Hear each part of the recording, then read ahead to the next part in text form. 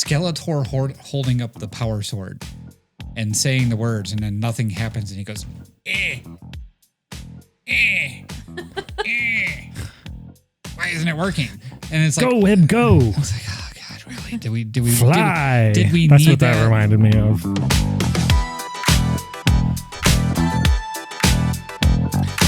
What's up, everyone, and welcome back for another episode of the Mamalukes podcast. We're your hosts. I'm Luke. I'm Alicia. And I'm Matt. And I'm Virginia. I think I missed the camera there. And Alicia.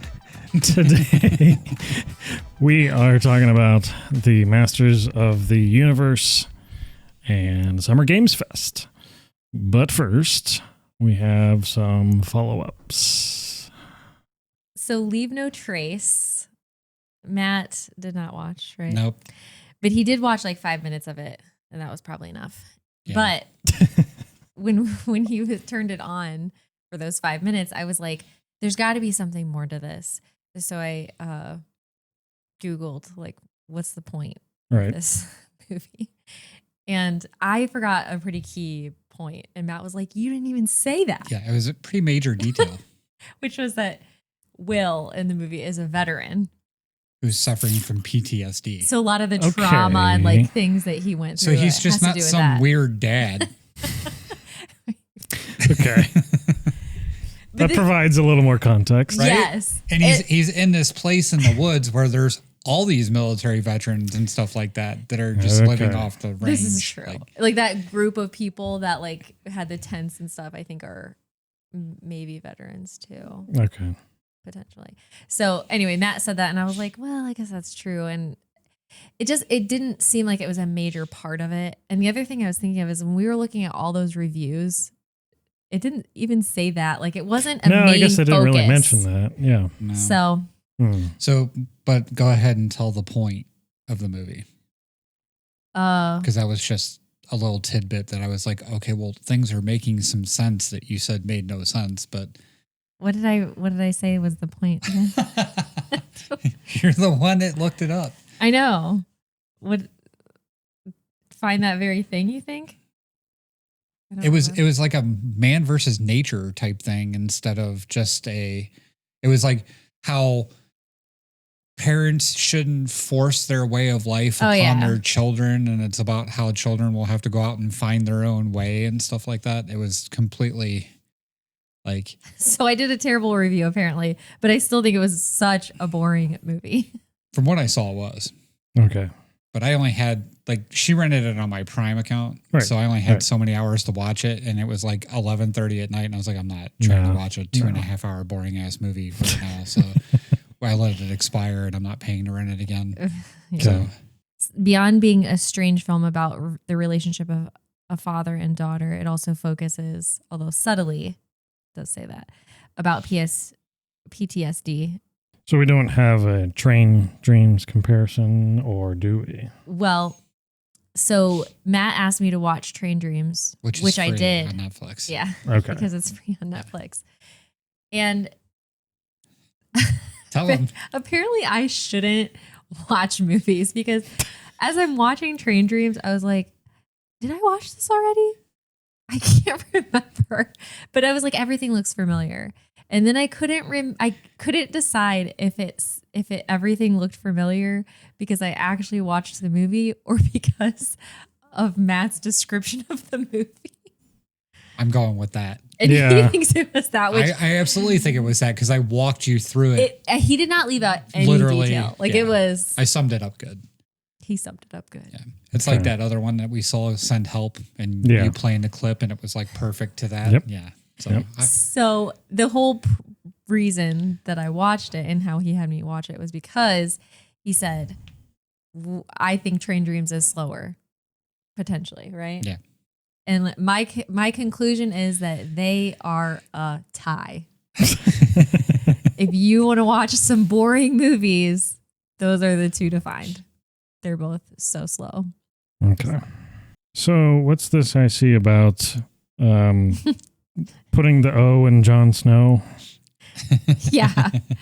We were watching Game of Thrones, and the scene came on where Jon Snow ends up having sex with Ygritte.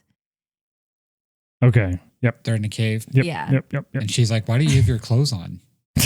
And he's like, I know a little something. And he goes down on her, like while she's standing there. And she goes, makes this sound. And I was like, he puts the O in Jon Snow. And that's just like, that's great. It's like, I'm sending that to Luke for the podcast. Okay. So that's like season 3. 3? Okay. Yeah. We're in season 4 now. We are in season 4. We're at the episode where Joffrey dies. His wedding. The episode right after, yeah. Okay. Yeah. And this is probably the first time since we've watched Game of Thrones where I'm like, play the next one. Right. I want to know what happens to Tyrion. Yep. And I have some theories about who could have been the real one to poison Joffrey. Okay. Spoilers. Yeah, from Sorry 10 about years that. ago. Yeah. I mean, you can tell us your theories.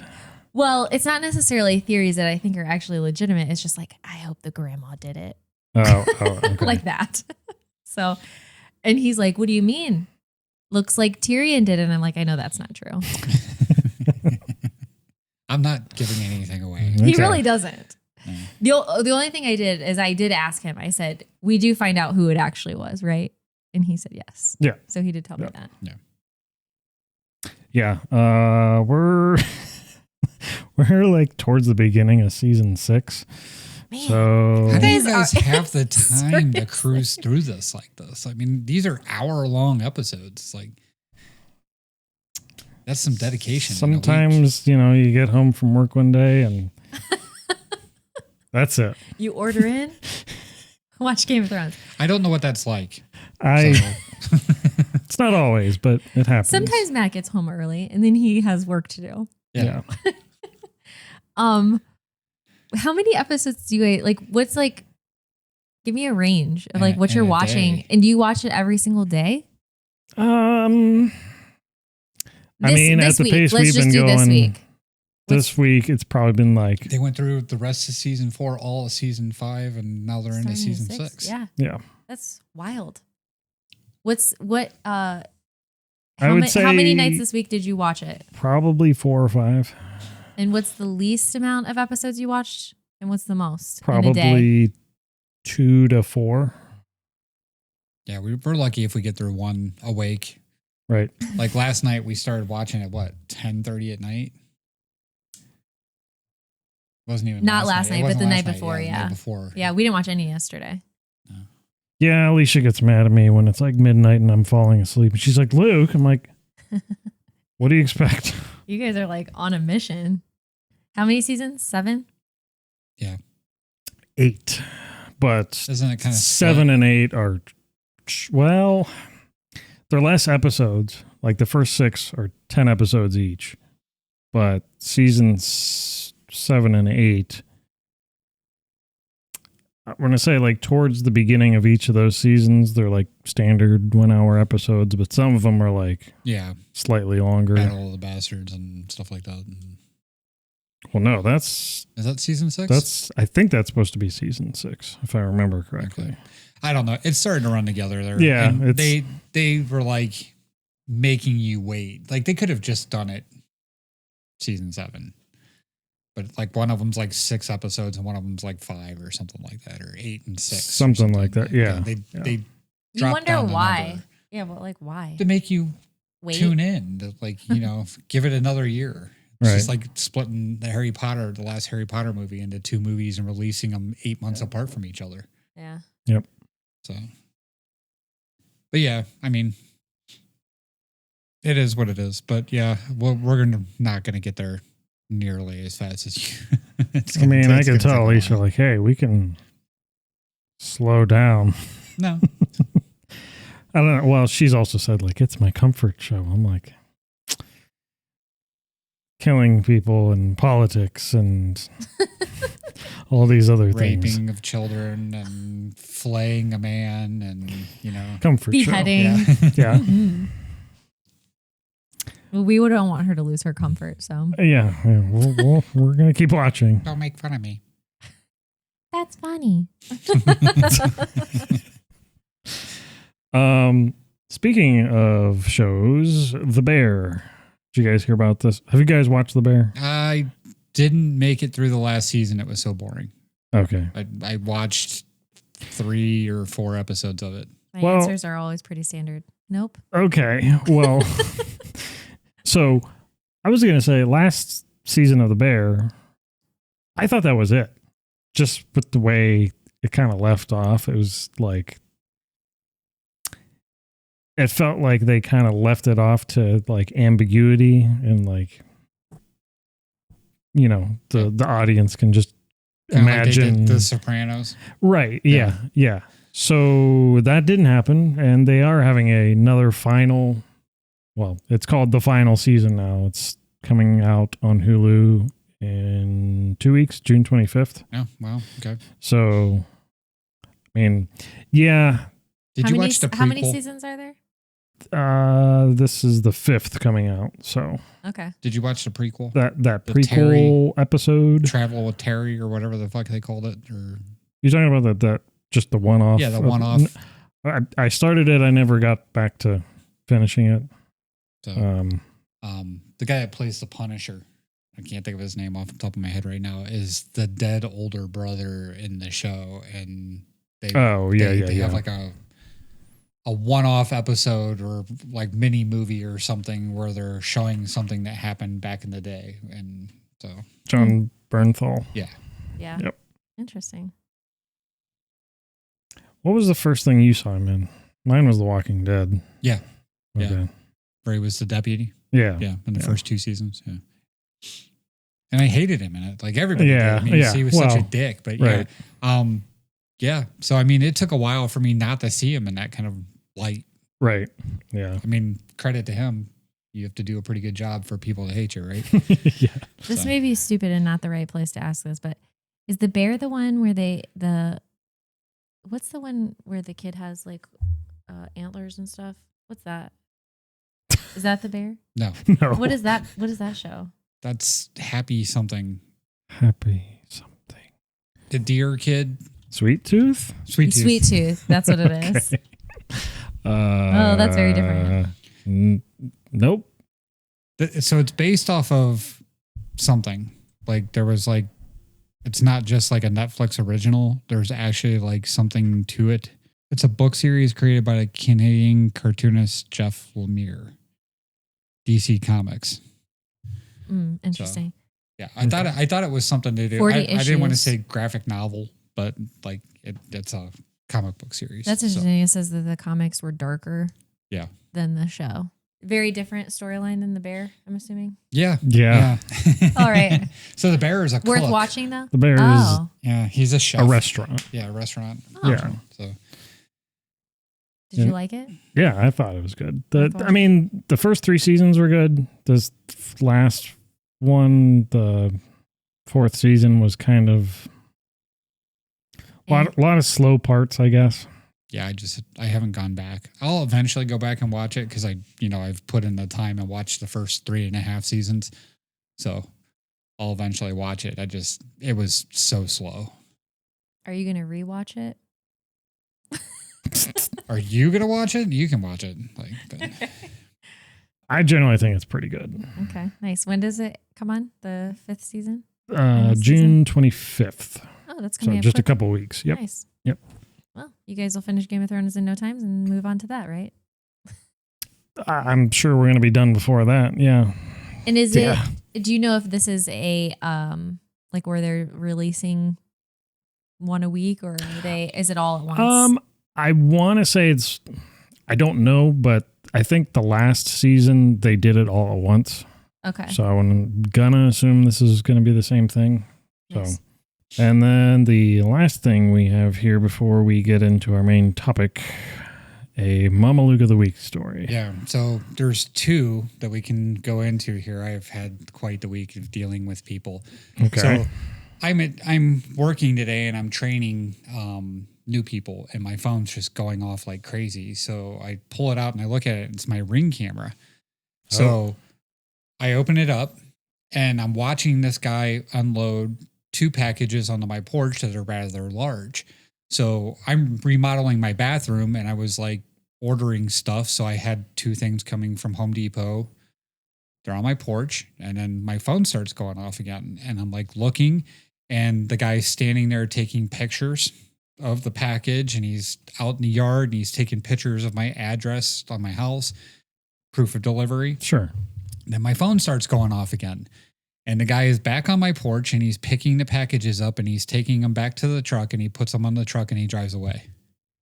And then I get a message from Home Depot saying my packages have been delivered. And I open it up and there's the 8 pictures of proof of delivery that he took.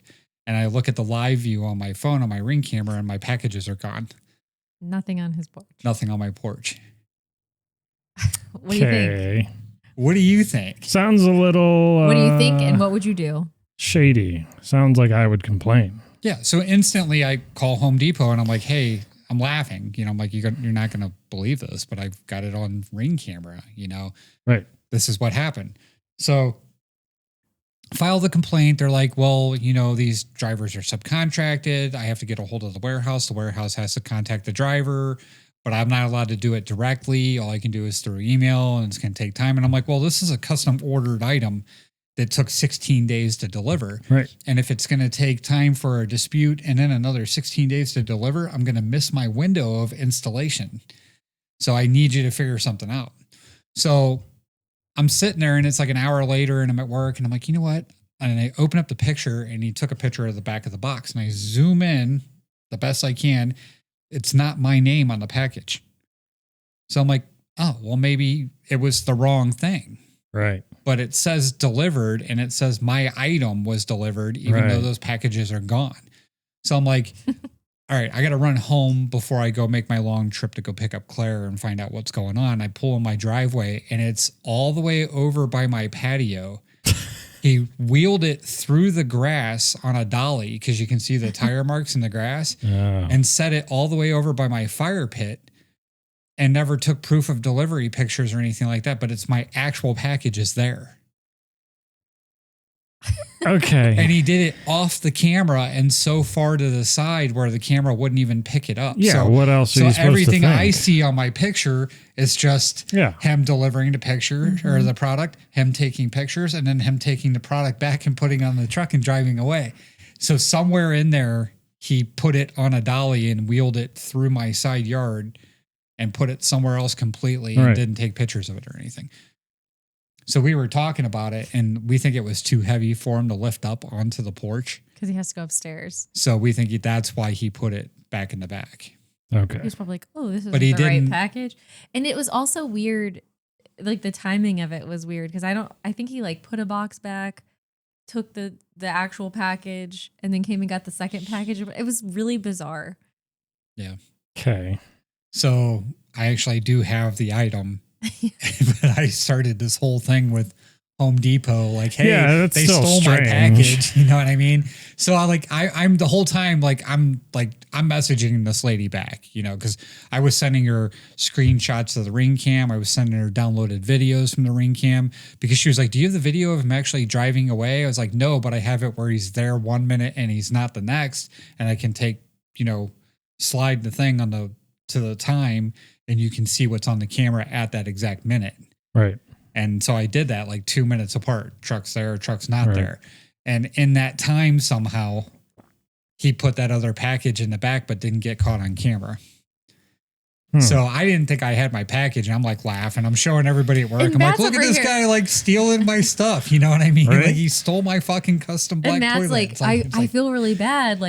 And I'm like, why? What else are you supposed to conclude? Yeah. Especially because he didn't even update the pictures. So it looks like, you know what I mean? When you're getting multiple packages, I would think that you would put them all in the same place, not some on the porch and some over here, on the patio. Why? So Matt's I'm not sure if I'm the Mamaluke or he is. And I'm like, it's definitely him. It's definitely the delivery driver. See, but he may not have been able to update it. Once he said that he delivered the package, he might not have been able to update it or something. You know what I mean? So he could have just been like, oh, I caught this. Good thing I caught this so I can make this right and just switch the packages back. You know what I mean? So, and I'm here, this motherfucker stole my package. You know what I mean? It's like, so I don't know. It was kind of like a funny thing. At the very least, I'd like to think he can add an additional photo. You would think. Not like get rid of the ones they already took, maybe. I'll tell you what, though. He did a photo shoot. Matt has like 15 pictures of his porch. They're duplicates, though. Oh, are they? Yeah, it's like 8 pictures, but there's 4, and the other 4 are duplicates of those 4, which I don't understand why you would do that anyway. But I sent them to you. Just make sure you don't put my address or anything in it. Okay, it comes up on the one picture. But yeah, so like some company in Talmadge which is nowhere near me, has this package delivered to my house. So they took it and hopefully they got their stuff too. Right. But yeah, so there was that issue going on. And at the same time, we have this whole epoxy resin fiasco. So I've been on customer support with Spartan Epoxy for 5 days because their product didn't work. So I mixed it properly, exactly the way the directions tell you to. I let it sit for 5 minutes. I put it in a rolling pan. I rolled it out, did exactly what I was supposed to do. It will not cure. This is for an epoxy floor. Yeah. So it's like the top coat, like the epoxy settled, like it's perfect. It's great. The top coat that's supposed to be like a sealer will not set. So like I walk across it, it peels my shoe off my foot.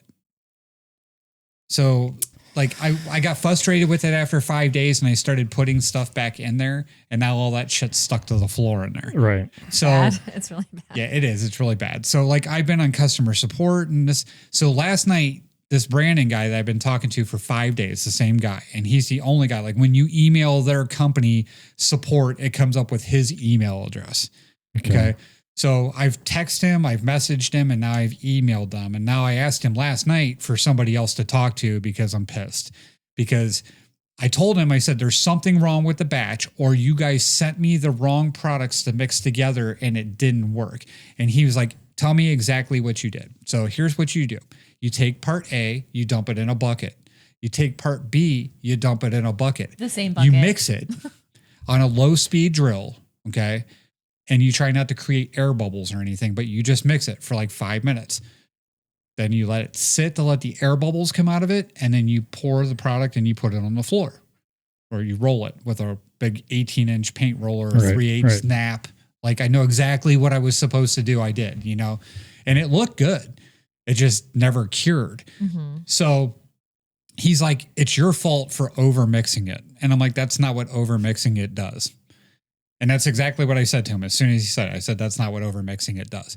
And he's like, well, we're not going to do anything about it. You're going to have to strip that product back off the floor with xylene or alcohol. And then you're going to have to scrape it, sand it, and then buy more top coat at $150 per 3/4 of a gallon. Pay $80 to have it shipped from Pennsylvania to Ohio. And then reapply the product myself. And I'm like, that's not reasonable.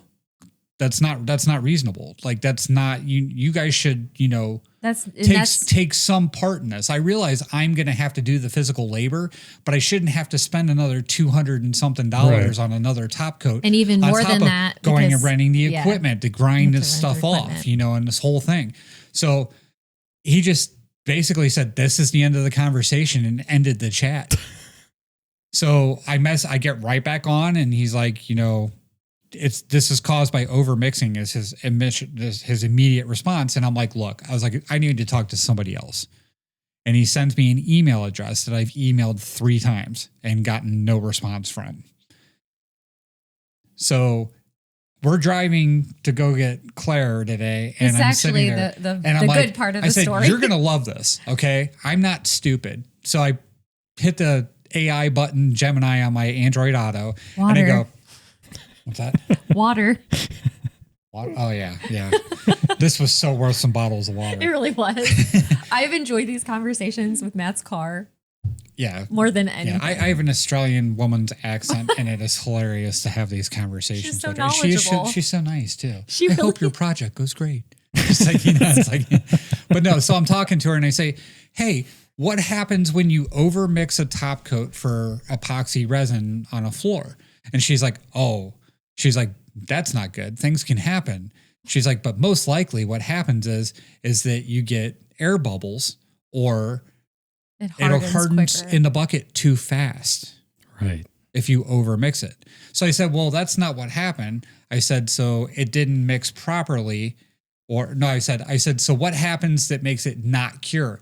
And she goes, oh, that would be either undermixing it or the chemical reaction between the two components. Something's off in the measurements and it didn't mix right. So you didn't get the chemical reaction that you were supposed to get, is basically what she said. So the complete opposite of what he said. So when I mixed it, I shit you not, I set a timer and mixed it the way the video told me to mix it.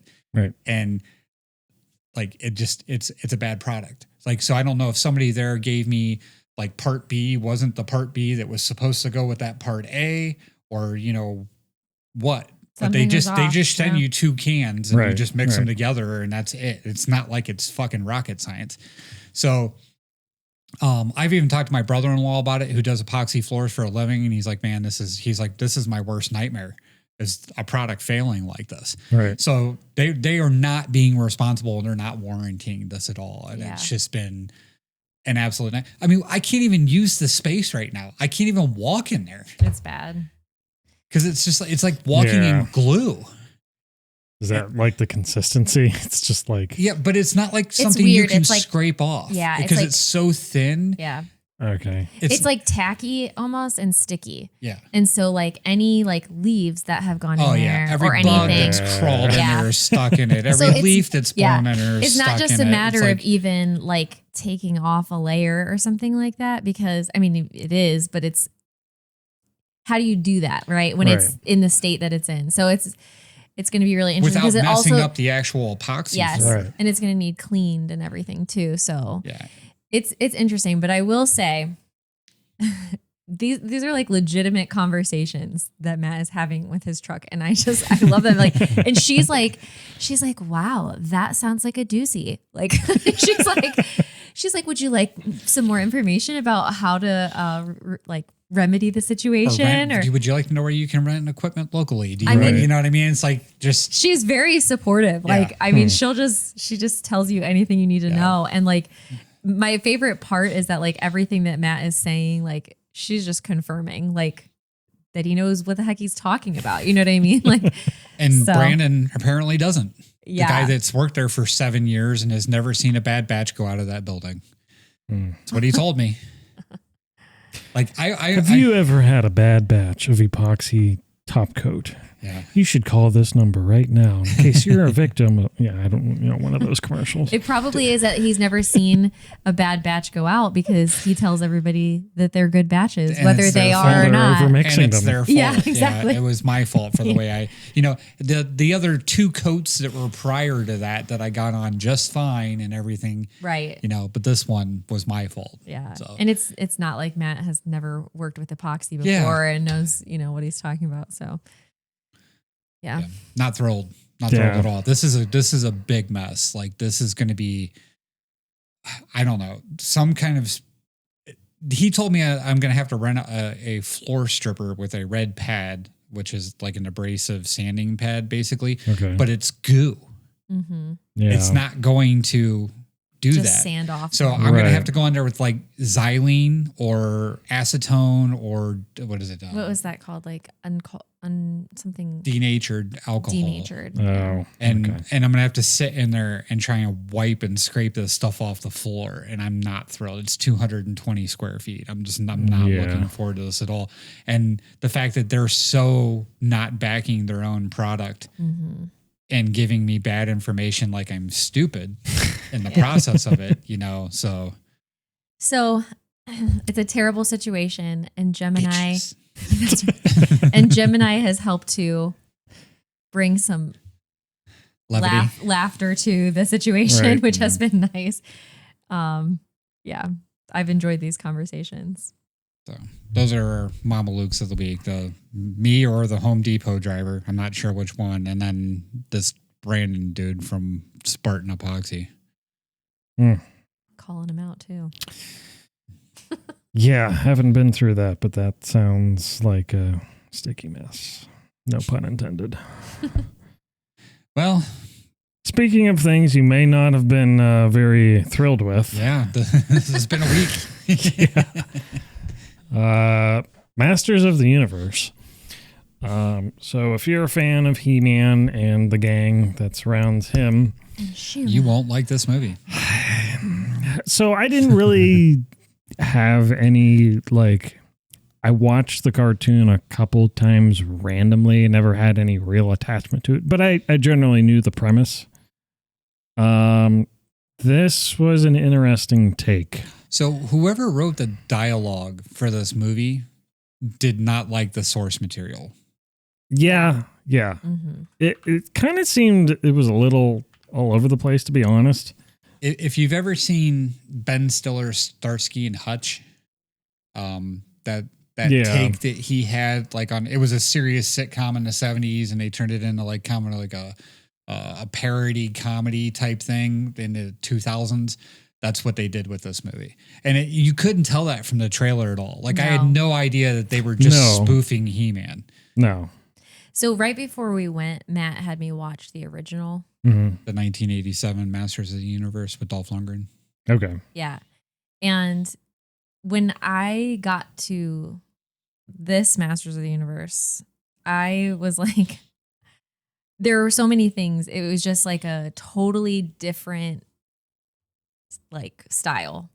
And I guess I just wasn't expecting that, because the original is actually pretty, like, decent. Like, and we were talking while we were watching about how, like, at that time, some of, like, the special effects that they use and stuff were pretty good for that time. I feel like. So, and it was taken very seriously and all that. And then you get to this one and it's like, and even to the, like, I had to ask Matt because he knows a lot more about this kind of stuff. But I was like, you know, they take his story from being a kid and show that he's, like, clumsy and all these other things. And I'm like, is that, like, a legit part of this comic or anything like that? Well, it wasn't a comic; it was a cartoon, cartoon. originally. So in the cartoon, they're all adults already, and it jumps you in established.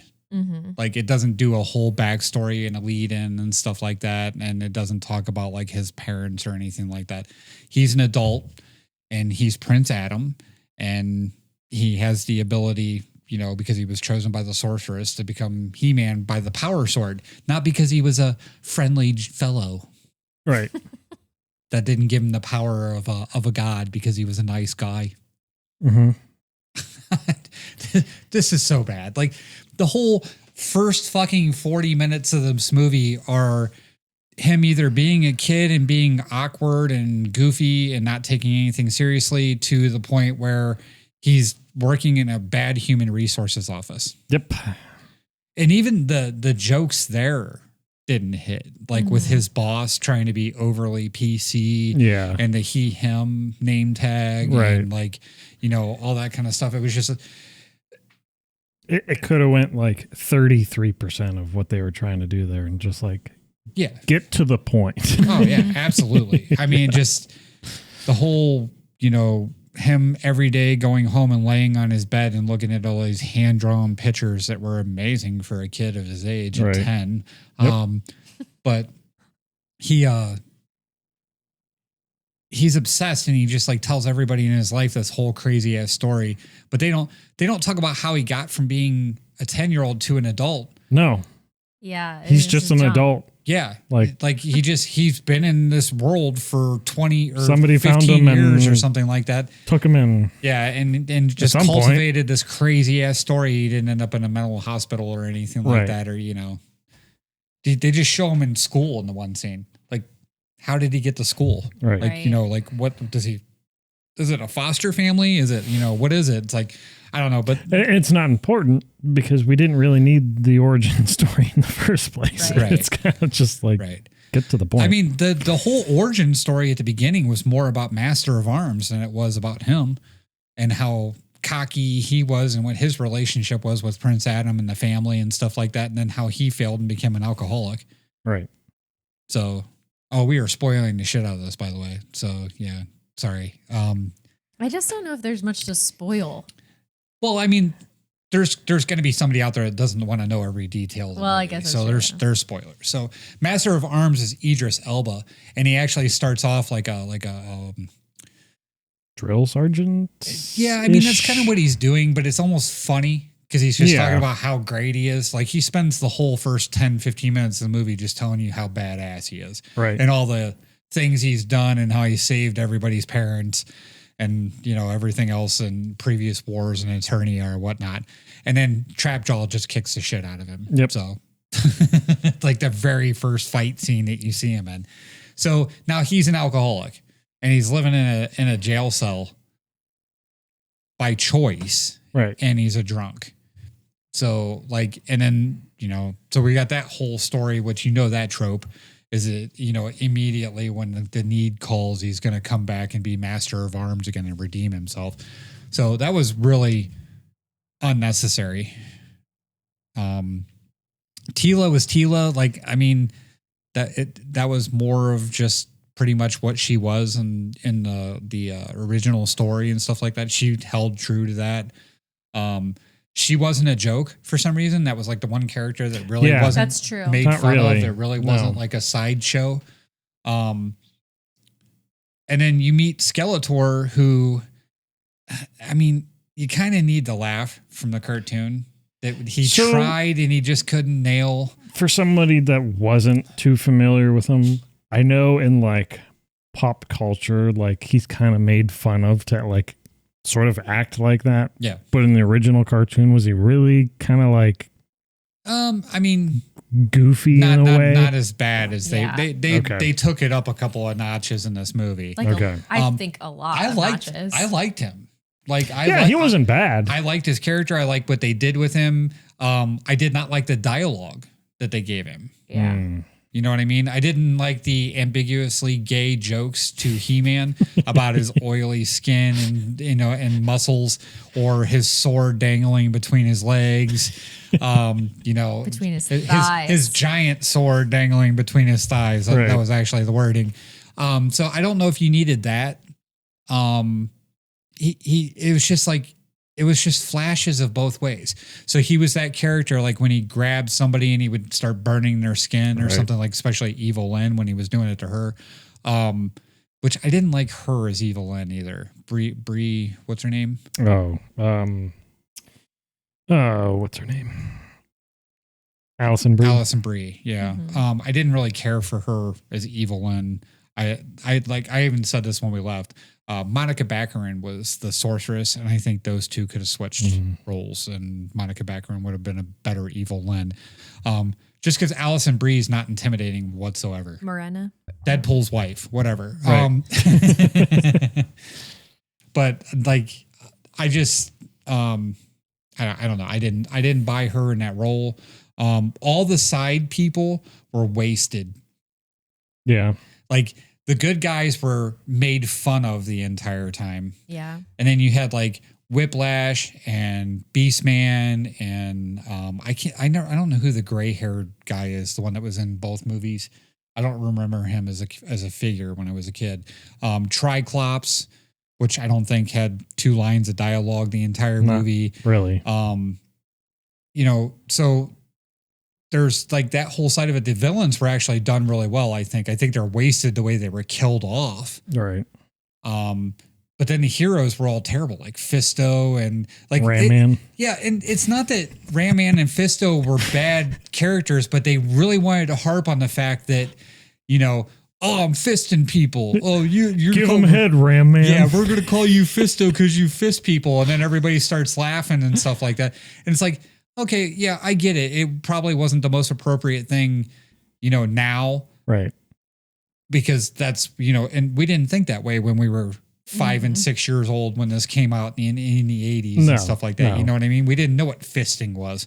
So to turn it into that much of a parody or whatever, and then like that's not actually anybody's name, and it's just what this 10-year-old little boy remembered them as because he was confused. Right. So when he came back, and then they never said their actual names or anything like that. They made it a big deal. It's like, what do you mean my name's Fisto or Mechanic? Or, right. You know what I mean? Yeah. But then they never actually told you what their names were in Eternia. So it was just very like, we're going to make fun of this, but we're not going to explain anything. Yeah. No. So in the original, are those? Because I'm trying to think. Like, are they like real characters? Yeah. Fisto, Ram Man. And those are their actual Mechaneck. names? Yeah, those are their name in the cartoon. And it's just Okay. like Beastman, Trapjaw, Whiplash, and Orko. Like those were the actual characters' names. They didn't have like real people names and some little kid named them because that's what he was familiar with because one of them had a big fist. Right. I mean, it was just, that's what I'm saying. You had to hate the source material to go after it like they did. Like even at the very end when they said how he came up with He-Man. Right. He's like, cause he's like he's a man's man. He's a He-Man. And everybody's like, that's the dumbest fucking thing I've ever heard. You know what I mean? Like, they're like, what did you call yourself? And he's like, He-Man. And it's like, whoa, what the hell's that all about? You know? Right. And then like he goes running off.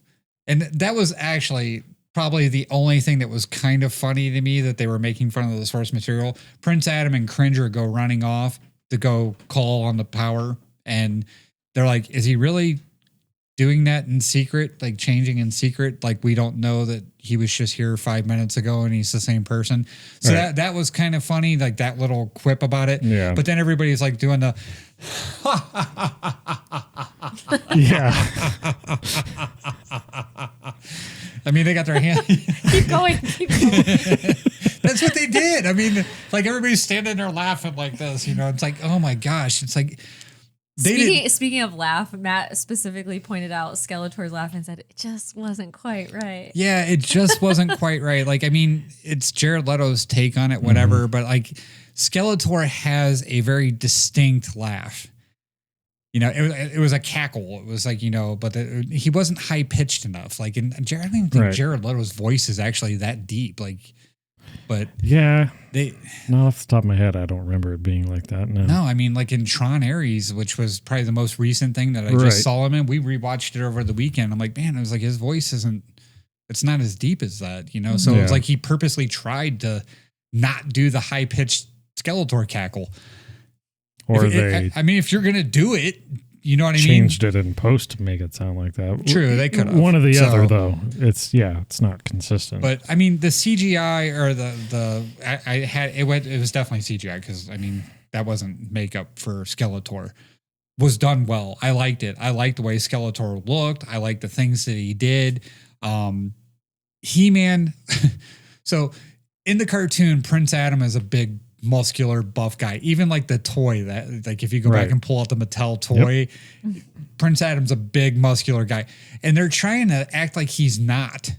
Right. But he's barely fitting into the shirts and stuff that they're putting him in, like that kitty sweatshirt that he was wearing and stuff like that. Like when he was at the gym, like you can tell he's a big dude and he's grabbing like 5-pound weights and struggling. I'm like, come on, man. Right. Like, you know, I get it. You don't have godlike power, but it's not that extreme.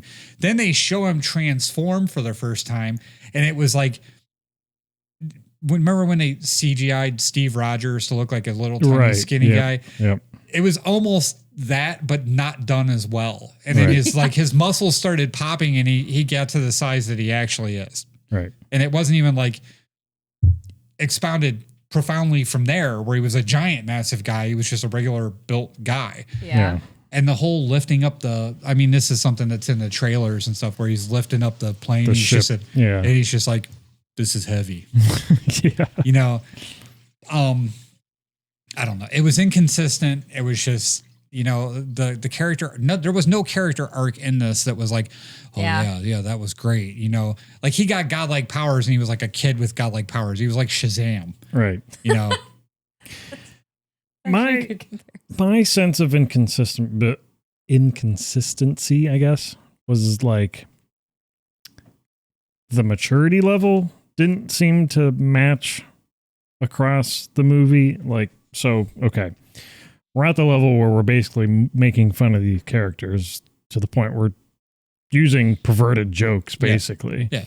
And then we're like in like the early battles where like there's that invasion and stuff, and people are using stuff like swords or whatever. People are getting stabbed. And you see, like, there's no blood or gore or anything. Right. So I'm like, which is it? Yeah. Like, are we trying to be mature about it, or are we trying really to like wasn't. make this for children, but not? So I don't know who they went after for this. Yeah. Because this movie is not going to make a new generation like He-Man. No. That's valid. This is not going to make the generation that I am that actually liked the source material Enjoy the this. movie. Yeah. So Yeah. like reading these reviews, I get more pissed off reading movie reviews than anything else. Cause like these people are like, oh, it was just this fun tromp through, Oh, boy. nostalgia, blah, blah, blah. I'm like, no, it's not. Like it's an overly colorful, like it is way overly colorful. It's a super bright thing. What I missed earlier. These reviews are pretty funny, actually. Hear that? That's the sound of a barrel being scraped over in Hollywood. Yeah. Well, that's kind of Yeah. what we're saying. Belongs to no one. Yeah, you'd have to open the full review probably, but I don't know, man.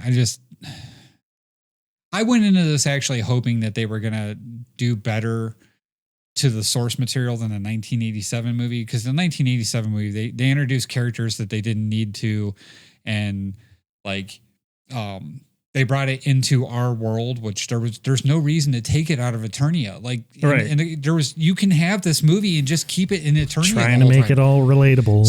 So they tried to do both. And it's Yeah. like, why didn't you just keep the whole movie there and just like do the original story? Like, why? So I'm not going to lie. When we watched the original, I was actually looking forward to seeing this too. And it just was so far off from that I just. well, the thing is that movie, the 1987 movie, is so far off from the cartoon. Is it? Mm. Yeah, because they're never in our world. Oh, huh. Yeah, and I didn't understand the point of having Earth take a place in this one, because it was kind of just like That's what I'm saying. they go there, or he gets sent there, and then he comes back, and Earth is just, all right, you're done. Yeah, I mean, Doesn't matter. He kind of got chased around by Beastman for a few minutes, and Yeah. that was the whole thing. Like, other than that, there was nothing that happened, and like he didn't have his powers then. They didn't do anything. Tila point blank shot that motherfucker and knocked him off a bridge. Point blank shot him right in the chest, blasted him off this bridge. He's up and running like 2 seconds later. Yep. And then he's all eloquent in the way he's speaking and stuff like that when he gets back to Snake Mountain and he's apologizing. I didn't get him. I don't know. It was, like I said, again, where's the consistency with that? Because He-Man puts the power sword through the one guy and spikes him to the wall. Yeah. And he kicks Goat Man over the top of Snake Mountain's head, down into the lava. Like they're killing people off there. But Right. okay, and then that's another thing that bothered me. So the one scene where Cringer actually has Beastman's head in his mouth at the end of the movie, the main battle. So Tila's fighting Evil and He-Man's fighting Skeletor, and Cringer is fighting Beastman. And Cringer actually has Beastman's head in his mouth at one point, and he like looks up, like parody wise, like big Right. cartoon cat looks up. Yep. And then they never show Beastman again. Nope. He gone. Yeah. It's inconsequential. Yeah, they show Evil and run away.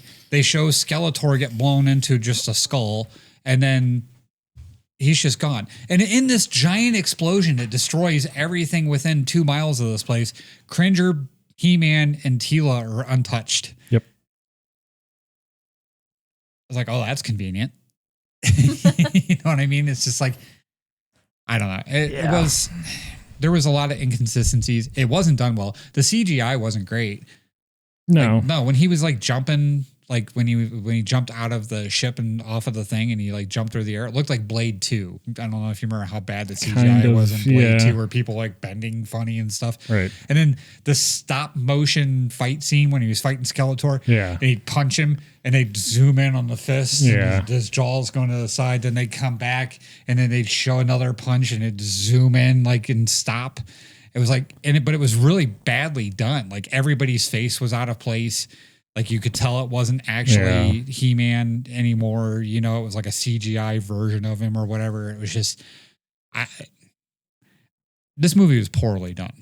And it's sad because a lot of us have waited a very long time to get like an actual He-Man movie. Right. Yeah. And it was very badly done. And I honestly think whoever wrote this hated the fucking source material. I'm going to stick with that. Yep. And my friend, I messaged my friend who I respect as like a, movie fanatic and like, his opinions and stuff like that. And he puts a lot of thought into specifically on things. this kind of material. Yeah. Right? And specifically on these kind of things, like we always like communicate with this. He made the best point. Okay. He said that maybe they didn't hate the source material, but they were embarrassed by it. And then he said he wishes they would have done this movie the way that they did Speed Racer. So I know I've talked about Speed Racer on here before. I love Speed Racer. And so it was great for him to make that reference because it instantly snapped with me. If you ever watched the 1970s cartoon Speed Racer, it was very campy. Yeah. There was things that happened that were very anime, like when people go, huh? Yeah. And stuff like that. And there was like, your jokes and the way they did the action and stuff like that.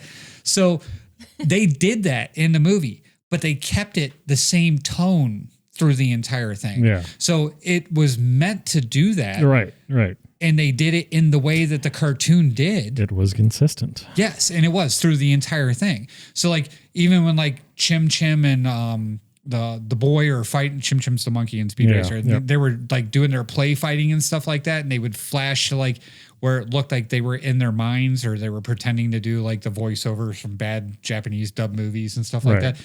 It was meant to be like that, but you could tell it was like two kids doing it the way it was supposed to be done. But it didn't take away from everything else that was going on in the movie to make you think that it wasn't a real story. Right. Every fucking joke pulls you out of the storyline. It's true. And makes you think, God, you hate this. By the way, it's 2 hours and 20 minutes. The movie? Yes. Yeah. Let's talk about that for a second. This movie was way too long. Dude, there was 35 minutes of previews and drug commercials before this movie. Yes, there was. 35 minutes. Yeah. So we were there for 3 hours. Yeah. And you have to stay for the 3 post-credit scenes. We only stayed for 2. I left after they showed the another one. There was another one at the very end. Wow. I knew there was, and it's just like, I don't even care anymore. Apparently they think really they are Marvel. And they do allude to potentially another movie. Yeah, I mean, they basically show you She-Ra at the end of the movie and hint that they're going to do her story. So I did watch the She-Ra cartoon, yeah. the new one or the old one? Because there's one in the 80s. Honestly, I don't know. Netflix redid it. I don't know. It may have been the reboot. Yeah, a couple of years ago, Netflix redid it. So, and that wasn't bad when they did Adira's whole story and stuff like that. And they kept it separate, and she didn't know that she was part of Eternia and all this stuff. So, they redid that whole thing, and kind of kept it separate from the He-Man universe. But they actually brought back the He-Man cartoon not too long ago too, and it just didn't make it. Mm-hmm. Nobody wanted it apparently or whatever. But I didn't even think they did a bad job with that. They didn't reintroduce the story. They did, you know what I mean? Like even when they did give them a little bit of backstory and stuff like that, they did it in an episode. You know what I mean? It wasn't like that was the beginning and we had to live through it all again. Right. So I mean, he doesn't have a Batman origin story. No.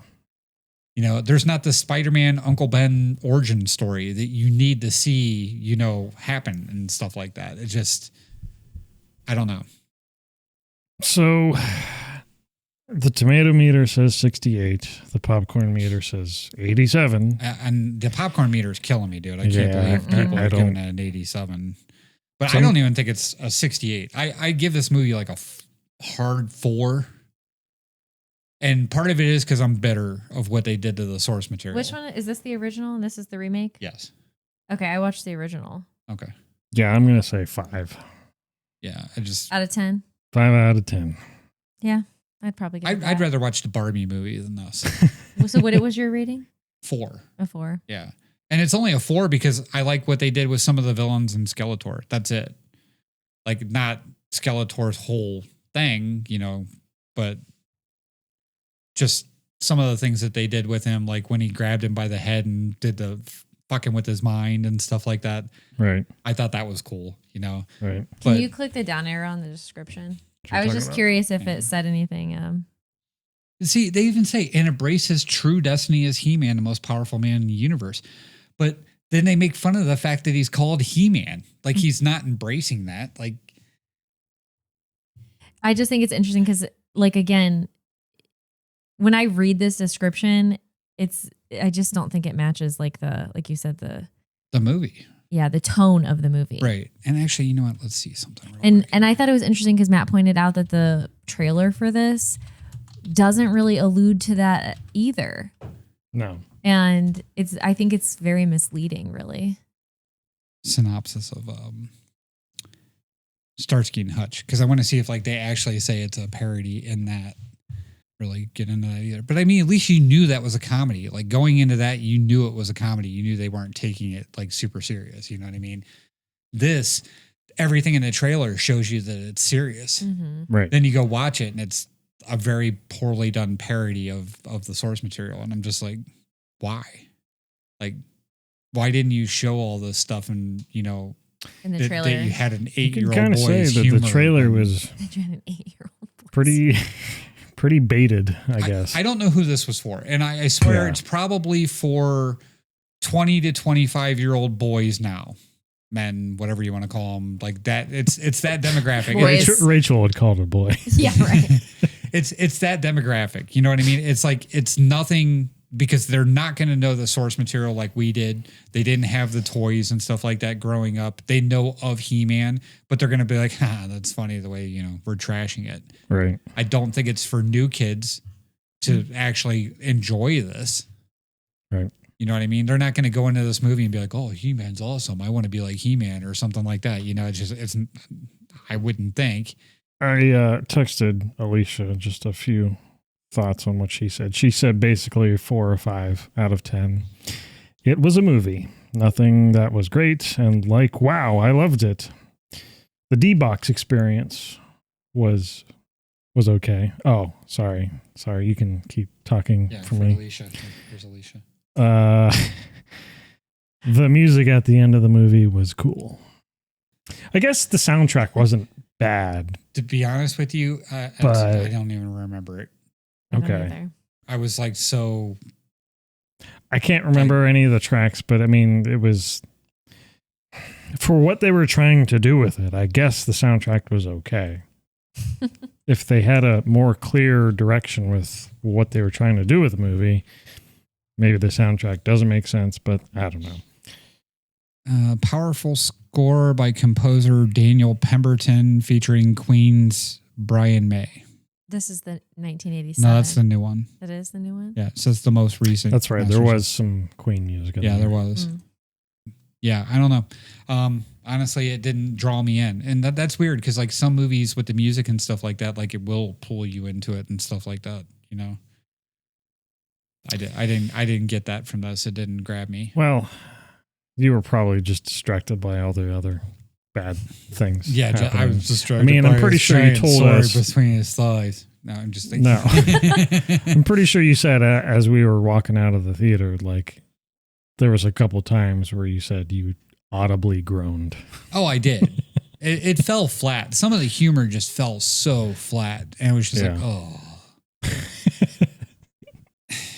Skeletor holding up the power sword and saying the words, and then nothing happens, and he goes, eh, eh, eh. Why isn't it working? And it's like, Go, Web, go. I was like, oh God, really? Did we Fly. Did we That's need what that reminded me of. Did we need that?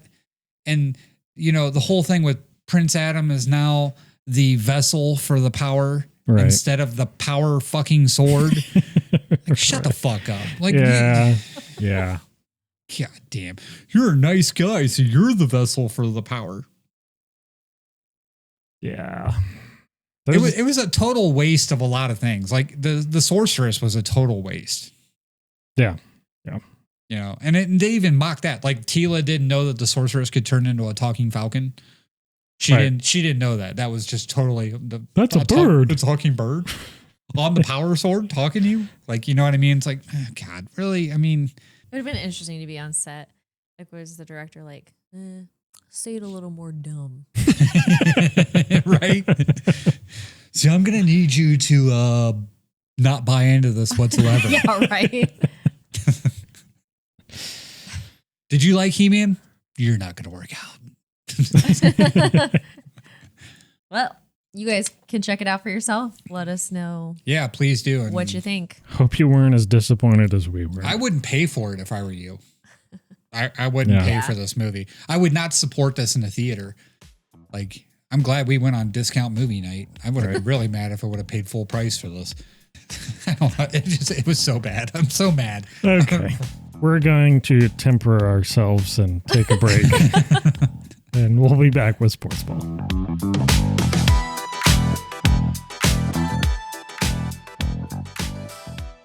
Support for today's show comes from Prime Video. Looking for something great to watch tonight? Check out Prime Video from Amazon. With a huge library of hit movies, binge-worthy TV shows, and award-winning originals, there's always something new to dive into. From action-packed blockbusters to exclusive series you won't find anywhere else, Prime Video lets you stream at home or on the go. Plus, with downloads available, you can watch your favorites even without Wi-Fi. Start streaming today and see what everybody's talking about with Prime Video. See the link in the description or just head to mamalukes.net/Prime Video. That's mamalukes.net/Prime Video. Support for Mamalukes is brought to you by Aspire Drinks.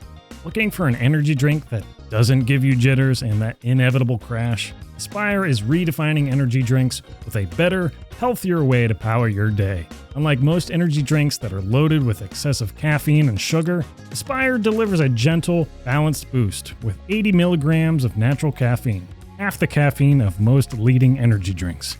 Packed with essential vitamins and enhanced with biotin and ginger, the benefits are a no-brainer.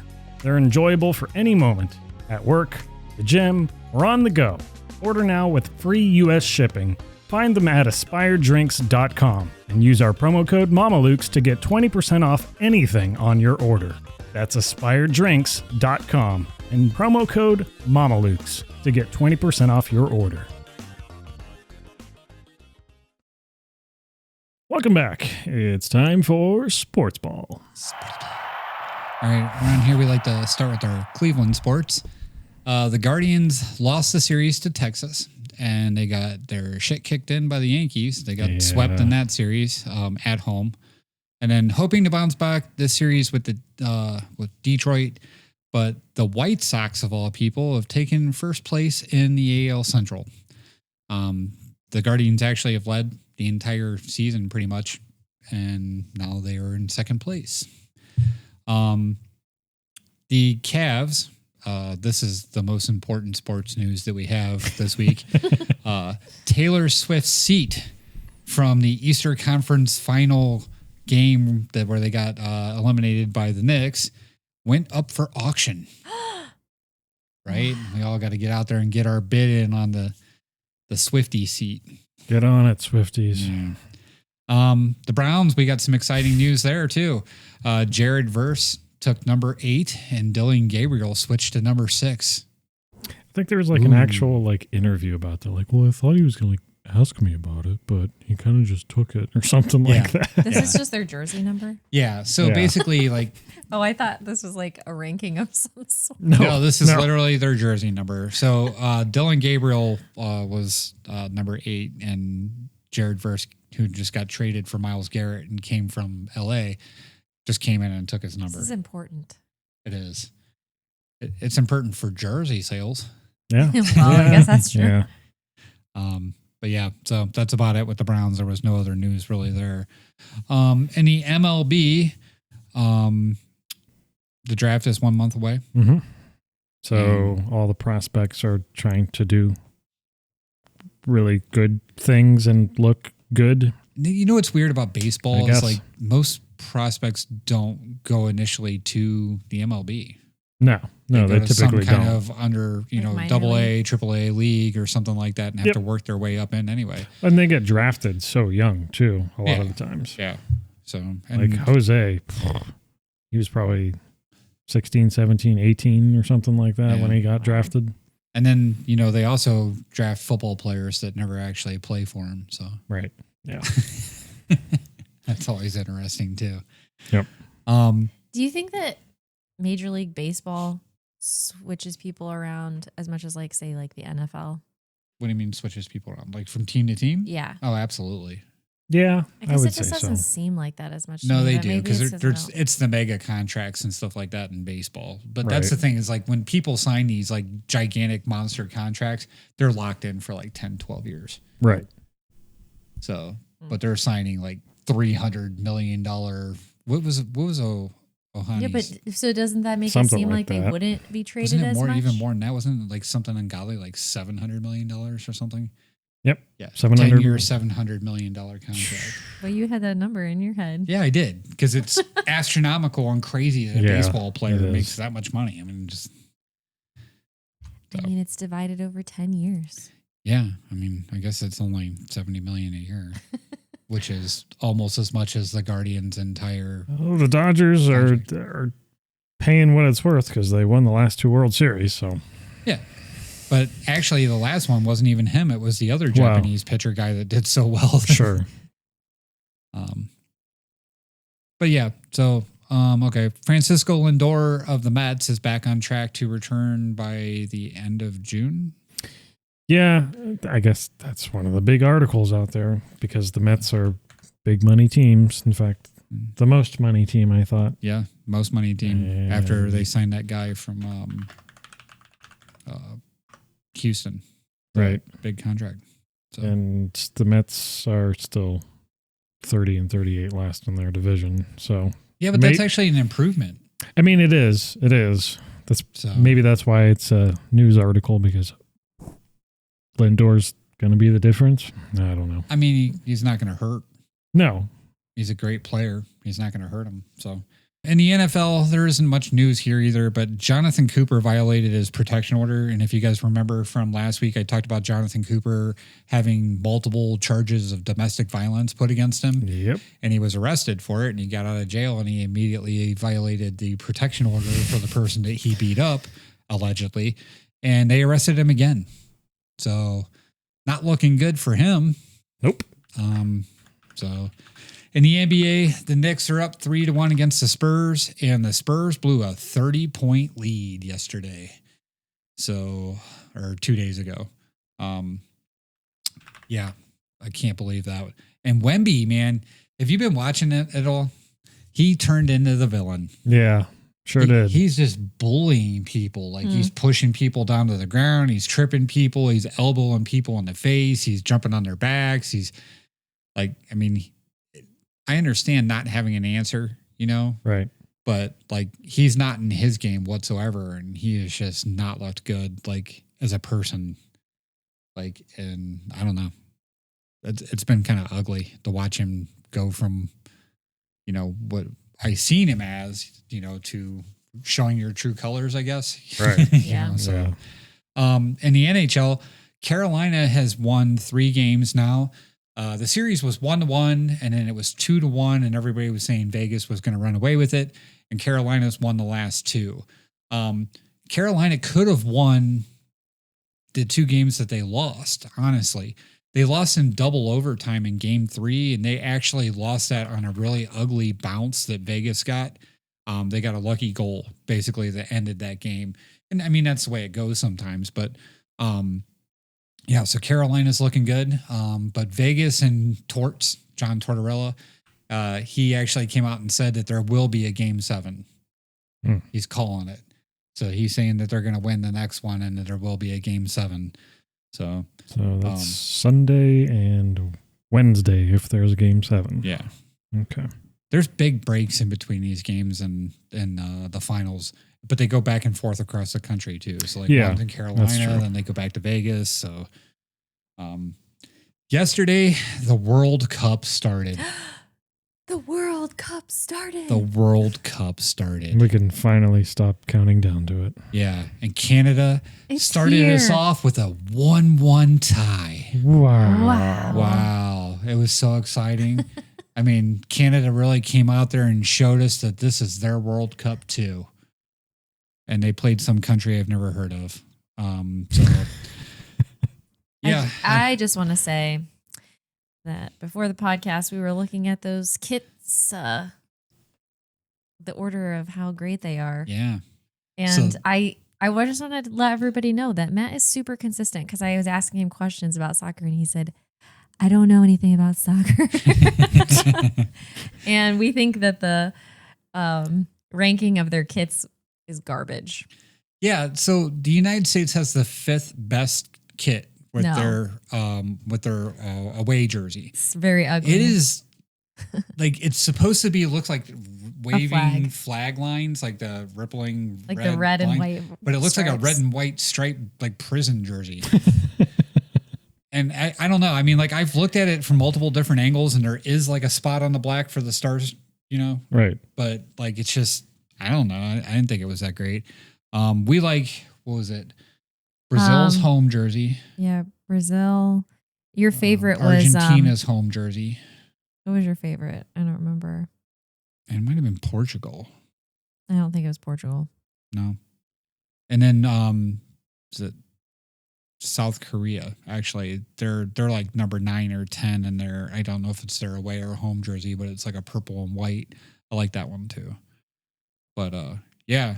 We also have some news about Shakira. Yeah, so okay. When we talked about this before, I assumed because it said the opening that Shakira was going to do the halftime show for like the first game or something like that. We have to wait till July 19th. So now we're going to count down days until we hear Shakira at the Mexico City final game halftime show. I was just like, oh man, I wanted to hear Die Die so bad, like live at a soccer match thing that I'm not going to watch. Yeah, we got here and I was like, wait, so did we get to hear it? Can we play it? And nope, No. we have to wait longer. Yeah. Rude. July 19th. So What's today? June 12th. So 5 weeks. Or a little over 5 weeks. 5 weeks until Die Die. So, yeah, we'll try and keep you up to date. The U.S. plays today. Yep. So we'll find out, how good they're going to be. Sean, our soccer aficionado, actually said that he believes that England is going to take the whole thing. And we had a debate where I tried to talk out my ass about how good France is. Were you convincing? Well, France, in my opinion, has the best goalie. And all defense is important. Yeah, it is. And they also might have the best player in all of soccer, but they don't have an 11-man team. So who's the best player? The guy that's going to win the Golden Boot. Okay. I know nothing. That's why I said, okay. I know nothing. So you got a link here. What do you got going on in the link? 6 World Cup complaints and 6 reasons why it might be okay. So I was kind of just looking for stuff about the World Cup because I don't know a lot about it. So you looked at the complaints. Well, it's a complaint. It's kind of like a debate article in a way. Like 6 complaints. USA is winning. But like, yes, they are. 6 complaints, but why it might be okay on those 6 complaints. So I'll go through this real quick. It's a 48-team World Cup, which I believe before it was 32. So that just means more games are being force-fed. 4 games a day for the first 2.5 weeks of the tournament. And what's fun watching teams you don't care about with players you've never heard of and will likely never see again. Isn't that the whole point of the World Cup is to be inclusive? That's what I thought, but I don't know. All right, go ahead. Next one. Well, the counter argument to that is just 48 teams does not make for a good format. Sure. No, I don't really see any other good points here. So the counter argument seems like it's arguing for the original argument. Sort of. I don't know. Okay. Yeah. Right. Dynamic pricing versus legal ticket scalping. Oh, no. So prices are high. Prices are high, and there's legal ticket scalping. How do you think these players are supposed to pay their salaries? I guess they got to charge more. Yeah, players I don't pay their salaries. Well, you know what I meant. I didn't say it right. That's why I corrected you. I don't know. I don't see much of a counter argument to that. That sucks. A combination of price gouging, safety concerns, political polarization, and visa issues is keeping many fans away. Yeah, I mean... They're already talking about empty seats at the games. Right. I feel like if you're a soccer fan, a football fan, this is something you're probably going to deal with on a year-to-year basis. Like, it's going to be easier some years and harder other years based on just what's going on in the world at the time, because it's who you're going to see and, stuff like that too. I mean, I feel like this is nothing different than any other sporting event. So. Yeah. Complaint 4, it's too hot and humid in many host cities to play proper football, and so we'll get cooling breaks. I think I've actually seen that. They've had cooling breaks in previous World Cups because it does get too hot. And it's for both teams. So it's for player safety. Right. I mean, okay. But it makes a really long, boring game even more long and boring. The U.S. just scored again. Live updates in the past. It's 2-0. Yeah. 2-0. Complaint 5. Many of the pitches will be bad. I did kind of see some stuff on this.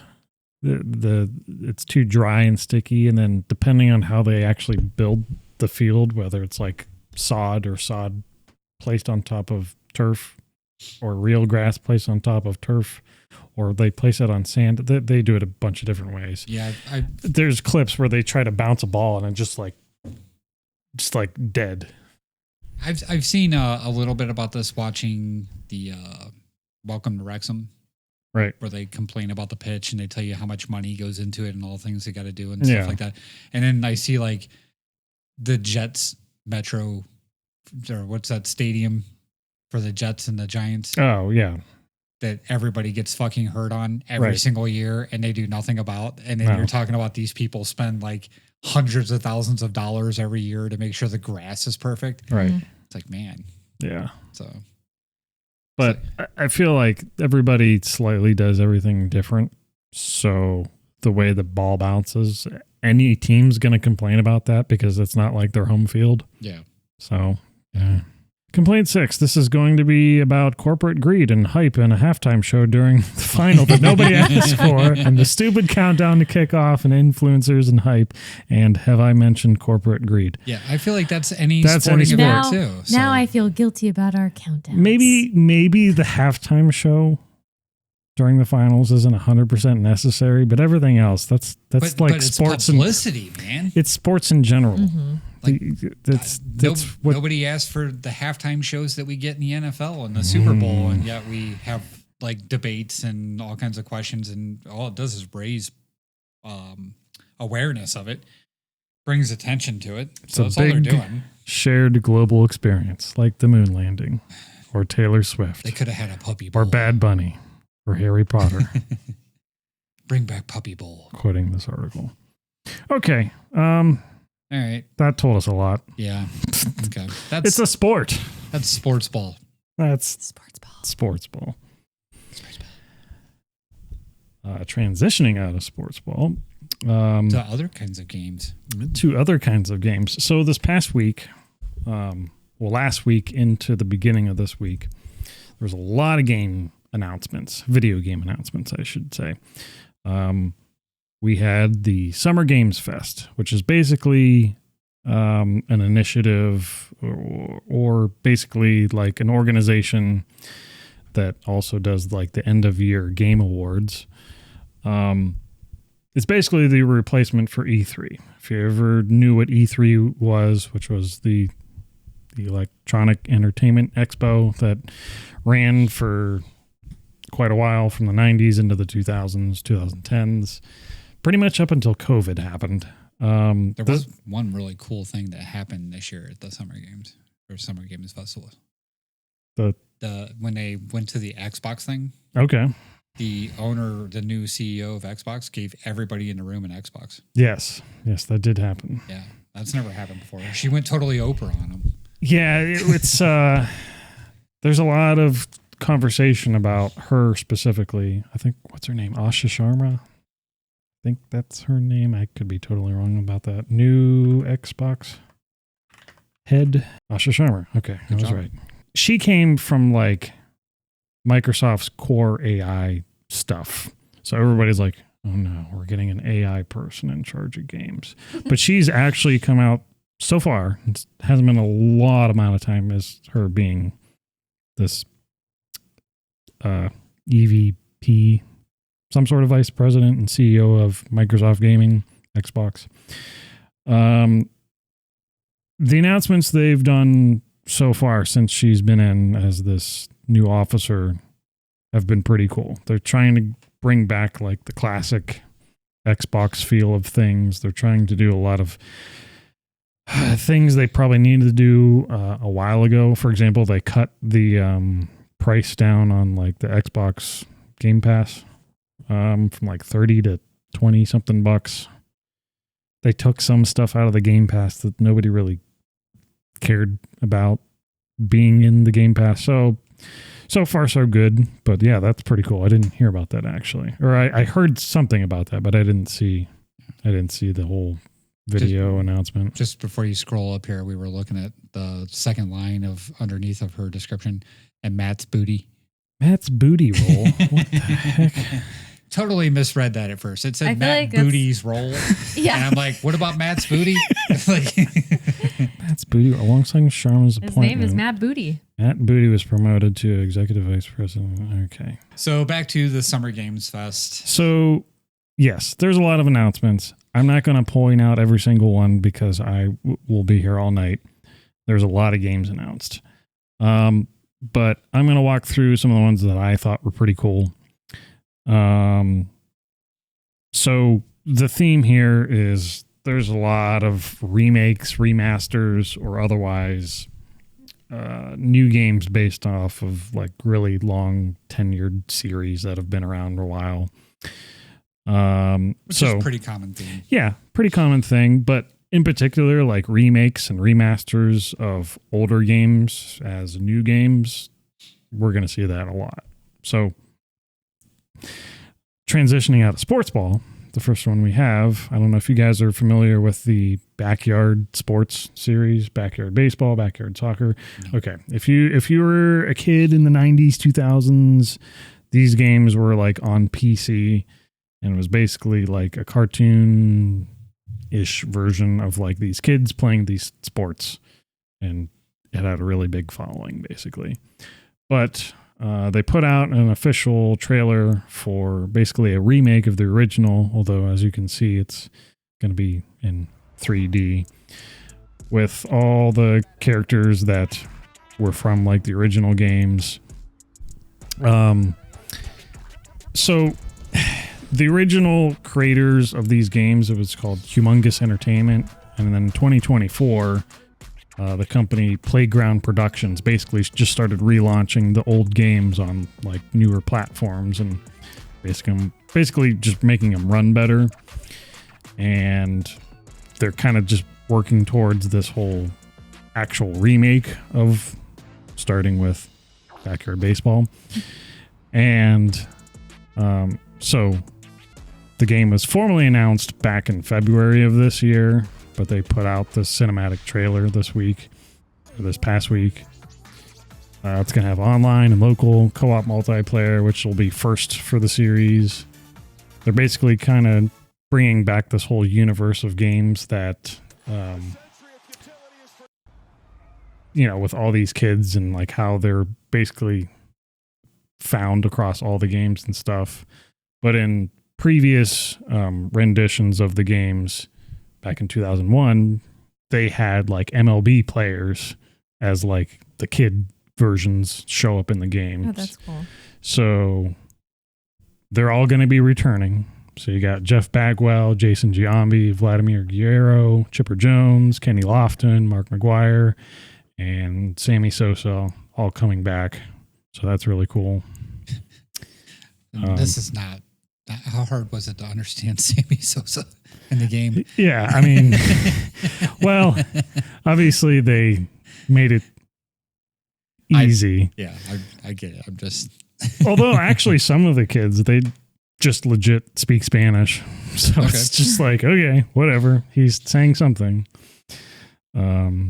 if you don't know Spanish. Did you personally play this? Oh yeah, my brother and I played backyard baseball. Well, the couple different backyard baseballs they had: backyard soccer, backyard basketball, backyard football. Yeah, I never had a PC in that time frame, but Okay, no, I didn't know anything about this series. Yeah, I mean, it's an interesting idea. I mean, you probably, since you're in a backyard, you get that whole scope of things where you can bounce off sheds or right, and there's like power ups and weird, goofy like stuff, that. cartoony I get stuff. it. Yeah, it's a fun series for sure. But that's going to start off on Steam, huh? Yeah, it's supposed to come out on Steam first, and then consoles later. At some point, they'll announce more details with that. But yeah, that should be a good one. After that, I've got Halo Campaign Evolved, which this was also previously announced months ago. So But they showed third time that they've re-released Halo 1. Kind of, but it is like a full remake. So the first time they actually kind of just ported it and it was remastered, just better graphics and stuff, same engine, mostly the same stuff going on. But this is actually like a total remake of the game. So it looks interesting for sure. The interesting thing this time around is that Halo is no longer an Xbox exclusive. So this is going to be launching on PS5, which is pretty cool. Okay. Along with PC and Xbox for sure. There's supposed to be, online co-op. It's supposed to be the Halo 1 campaign plus some additional new missions. Did you play the original? Oh, yeah. Okay, did you play it when they remastered it? I think so. And they nerfed you, and it was so freaking hard to kill anybody or do anything in the game? Like in the campaign? Yeah.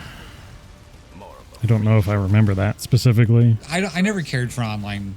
Like, I probably spoke to this before. I never cared about PvP. Okay. Like, I liked campaigns and stuff where you could all work together and go through and do stuff. All the way up to Reach, where it was 4-player, and then sometimes you were in the same mission, sometimes you were broke up in teams of 2, off doing different things. And it was all going on at the same time. Right. I enjoyed that. But I went back through when it was remastered and got it. It was like 1 through 5. All the games were put back into 1 and it was remastered. And it was so hard to get through Halo 1. Like, I'm like, this is crazy. Like, I'm not saying it should be easy or whatever, but holy crap, like the guns were all nerfed and like you couldn't shoot anybody, like you'd have to unload like 5 magazines into somebody and they shoot you twice and you die. Were you playing on Legendary? Yeah. Oh, okay. But it didn't need to be that difficult. You know what I mean? Like, so it wasn't that hard. Well, do you want to be Legendary? So I don't know. It was just a random thing. I remember Legendary being really difficult, but yeah. And the good thing about it was like when you played certain ones, as long as one of you were alive. Were you on Legendary? And Matt's like, yeah. If one of you were alive, you could spawn back. That was like, one of the good things about that game. But like there would be places where we'd be like, okay, whose turn is it? And somebody would just stay way back off the map and everybody else would run in, so. Yeah. But yeah, so I'm actually looking forward to this because like this is something I would go back through and do just because the campaign. Right. But that's an old person remark, I guess. I mean, you can only teabag somebody so many times. So yeah. So yeah, that one's supposed to be teabag. There was a crouch button, and you would run over somebody, and right when they died, they were still like there for a minute, and you could run over top of them and crouch, and you would just teabag them, and then they would eventually die. When you said that, I was like, this must be some kind of it was video game lingo I'm not familiar with. It was very you got some people pretty upset. Yeah. Like with the teabag. Oh yeah. That was the you'd have people jumping off of like way up from 30 feet up in the air, jumping down as they saw you die. So there could be like just multiple people trying to teabag. You know what's crazy? When you just said that, all I could think about is like Avery must have had a field day with that. Oh yeah. Yeah. Anybody that was a teenager in that original Halo era. Yeah. That's all they did. So the emotes in Fortnite, Okay, that's where that base is from. Really? Yeah, that's the celebratory dances where you're over top of people pumping. That's what it was. Yep. It's all those people that did that back in Halo, and now they're creating games, and they're like, "We're going to put this in there." Like, right. That's funny. So, yeah. So that'll be coming out next month, July 28th. Like I said, PC, Xbox, and PS5. So that's pretty cool. All right, Matt. This one you might appreciate. I think Star Fox. And it's not the original Star Fox. It's a remake of basically Star Fox 64. So, obviously, this is a Switch 2 exclusive. This isn't showing up anywhere else. This is a Nintendo first-party game, and that's how that goes. I'm pretty sure it's going to have, like, basically that original campaign story and everything, but there's going to be online co-op now and, like, matchmaking 4v4 battles and stuff. There was already a demo available. Yeah, Nintendo really needs to get on stuff like this to like have a reason for people to buy the actual console. Because up until, I don't know, maybe recently, it's like one or two games that are like really worth buying a Switch 2 for. So, but this is a good one.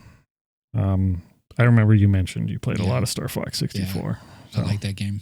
So. Yeah. But even bigger than that, a remake that a lot of people have been begging for the longest time, which we didn't even really get that much. It was kind of just a lot of talking and a very short animation of Link in Legend of Zelda, the Ocarina of Time, that's apparently going to come out this year. The end of this trailer that I'm showing right here says it's coming out in 2026. So I don't know all the Zelda games and stuff like that. This was the first real open world one, right? Well, so the earlier ones were kind of still like open world-ish on like the NES and the SNES. But this was the first 3D one. Okay. And yeah, it was open world. And I think at the time, like you look at it now, it looks visually terrible. But at the time, like that's not where our heads were at. We were thinking, oh, this game is amazing. And for its time, it really was. Just the story, the gameplay, the open world aspect to it where, not everything was like 100% linear. Like you can kind of just go off and do whatever. Literally, this game inspired like the developers of Grand Theft Auto. They're like, oh, we should do this. But like, Goodfellas style. See, this game reminds me of like, this is the predecessor of Red Dead Redemption. Kind of, yeah. You know what I mean? With like riding the horse and, doing all, because that's how you traveled in this game a lot. Right. Like, because otherwise you were walking forever. So if you could find a horse, you traveled by horse. Right. Like, but so the thing is, like, this trailer we got, that's it. 2026. Oh, wow. That's interesting. So it's like, okay, if it's coming out this year, can you show us a little more than that? Do you actually have? It's like the 2026 for our movies. It's actually going to be next year. Yeah, right. Well, that's one worry that people have. The other is like, well, maybe it will be done, but like, how good is it really going to be? Granted, I feel like if people like Zelda, they'll buy it regardless. Yeah. Yeah. And then they'll complain about it. Yeah, probably. Well, right. I would imagine it'll probably turn out just fine. And the other thing too about that is, so this was announced during Nintendo's, well, they have what are called Nintendo Directs, where basically they just have like an hour or a half hour or however long of just all Nintendo announcements. And it's like, it's their own separate event. Because this technically happened this past Tuesday after Summer Games Fest was over. But yeah, so we'll probably have another Nintendo Direct specifically for this game, because how can you say, oh yeah, it's coming out this year, and half the year is already over and not even show any gameplay or anything. So people are slightly skeptical about that. up next. Do you guys know much about Final Fantasy or any of the Final Fantasy games? Do I know the stories? No. Have I ever played one? Yeah. I mean, I get it. It's just an RPG type thing. Yes. I know some of the characters from Kingdom of Hearts. I was never like one of the people that was like in this for the story. Like, right. And it's been released and re-released and remastered and redone and so the thing that a lot of people, well, I shouldn't say a lot, but a good amount of people don't realize with the Final Fantasy series is that like each numbered title of Final Fantasy is a completely different world, completely different story, completely different characters, similar battle mechanics or items or creatures that show up across all of them, but like altogether, they're all different stories. So you could play Final Fantasy 3 and play Final Fantasy 7 and then play Final Fantasy 12. And you'd be fine because none of them really have anything to do with each other. But okay. That's the common misconception. It's like, well, I can't play Final Fantasy. There's 14, 15 games. I'm like, well, no. But so anyway, Final Fantasy 7, which originally came out on the original PlayStation in 1997. For the last 5-6 years, they've had this whole remake trilogy, basically, where they are remaking the whole game across 3 games. And this is Revelation, which is supposed to be the third and final part of this. Remake came out in 2020. Rebirth came out in 2024. And now this is supposed to be the last one coming out spring of next year. The annoying thing that the first 2 releases was that they did like temporary exclusives. So like remake in 2020 came out on PS4 or PS5 at the time. And that was it. And then it showed up on other platforms like a year or 2 or maybe 3 later after it originally came out. So that was kind of annoying. I get it. That's what they're trying to do to sell the console. That also may have been why I thought there was so many more coming out, just because you may have seen a poster like it's being released, but it was actually just for Xbox. Well, yeah, that too. Right. You know what I mean? Yeah. So. And so this third and final part is going to come out on Xbox and PS5 and Switch 2 and PC on all the different PC platforms. And that includes like the Xbox PC platform, Epic Games Store, Steam, all at the same time, which was a lot of people's complaints about these games. So everybody's happy about that. That's good. So if you want to dive into Final Fantasy VII remake trilogy, the last part's coming out next year. All at the same time on every platform. And Stage Tour. Have you heard about Stage Tour? Yes. Okay. Yes. So if you're somebody that misses Guitar Hero or Rock Band, it's basically coming back. Stage Tour is basically going to be that same rhythm game with your plastic guitars and bass pedals and drums and microphones and all that.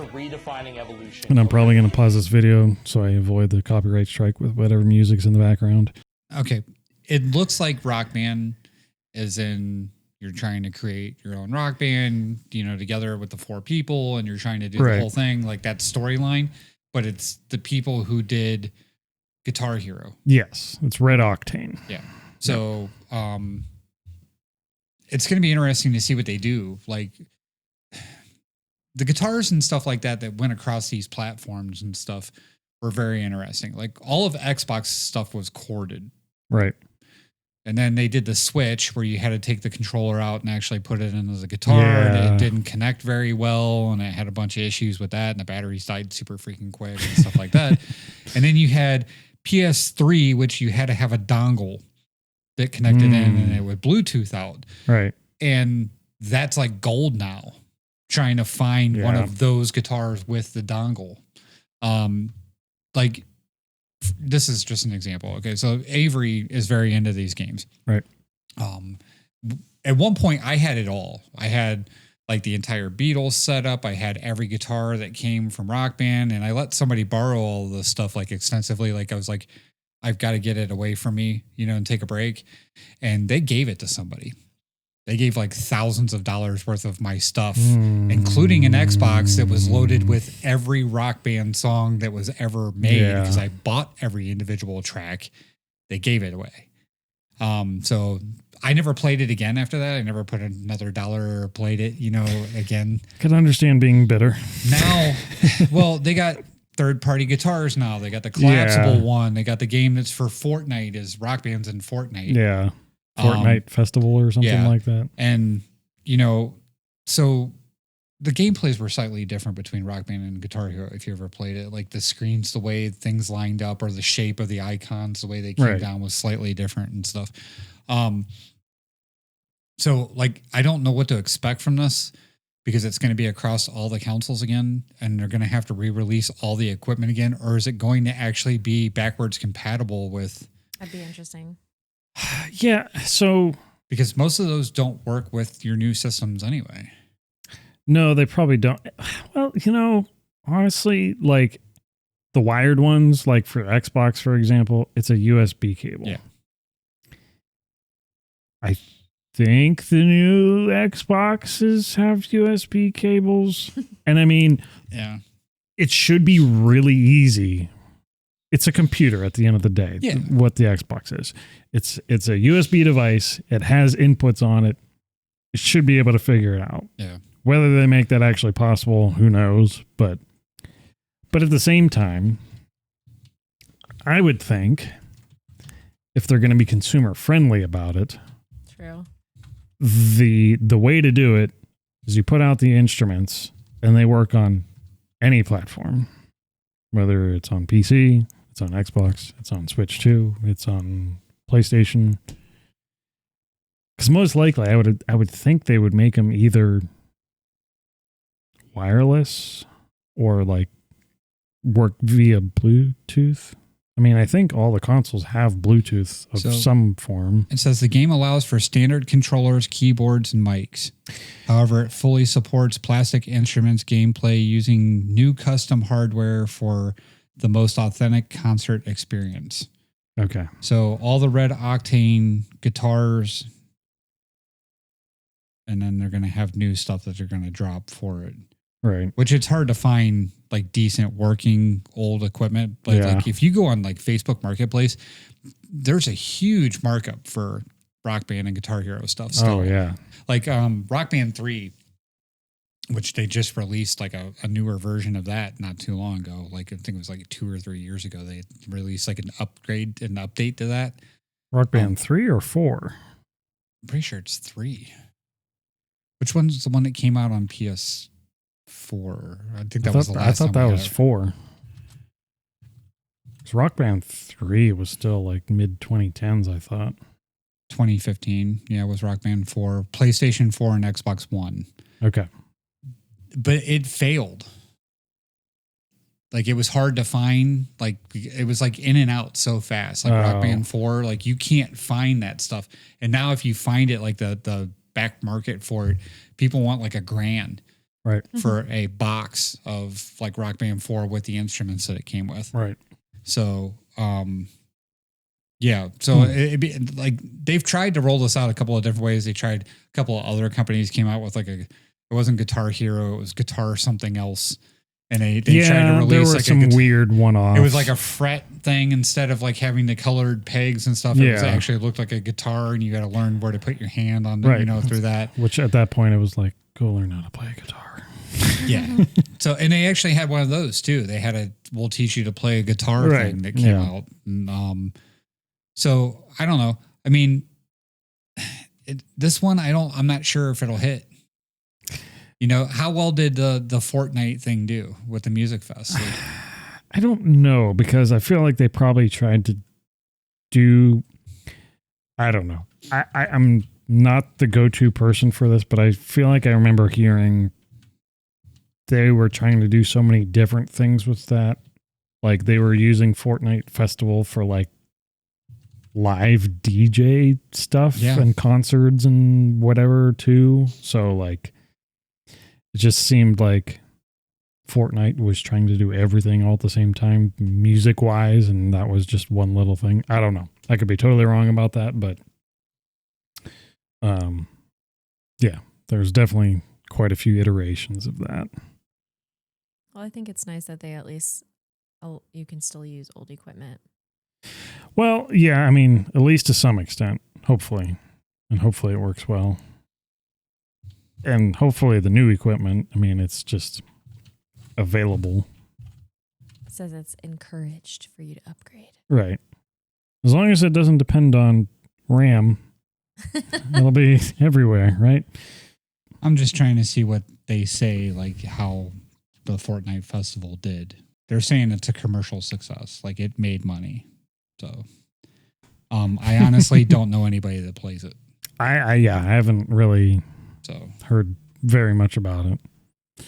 It definitely, like, it came out and everybody's like, oh, okay, cool, you know. But it wasn't like when Rock Band or Guitar Hero came out, where it was a pop culture phenomenon. You know what I mean? Like that took over video game systems for a while.